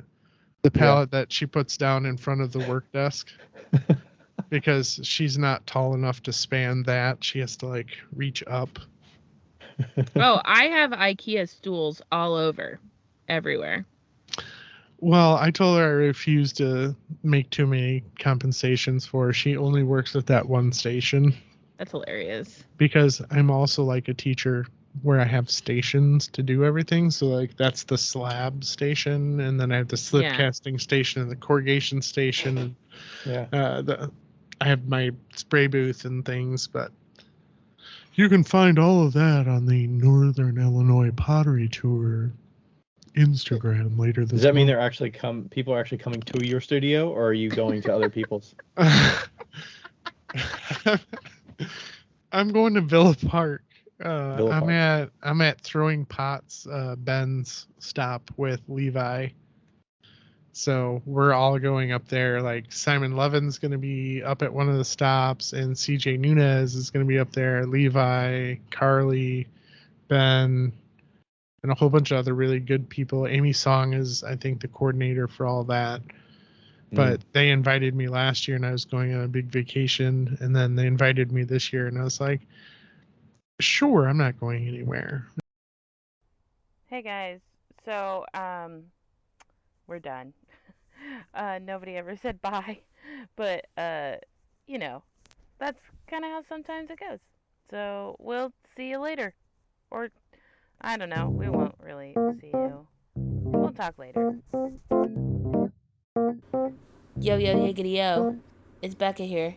Hey, just so you know, thank you for listening, and also we have, what do we have again?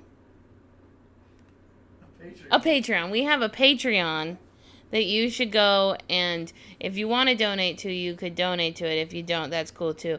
But just Google Wheel Talk Podcast Patreon. Don't do the other one, because there is a Wheel Talk on Patreon, but it's not us. So make sure you get the right one. It's in the show notes. And also, leave us a review because they're fun to read. Okay, bye!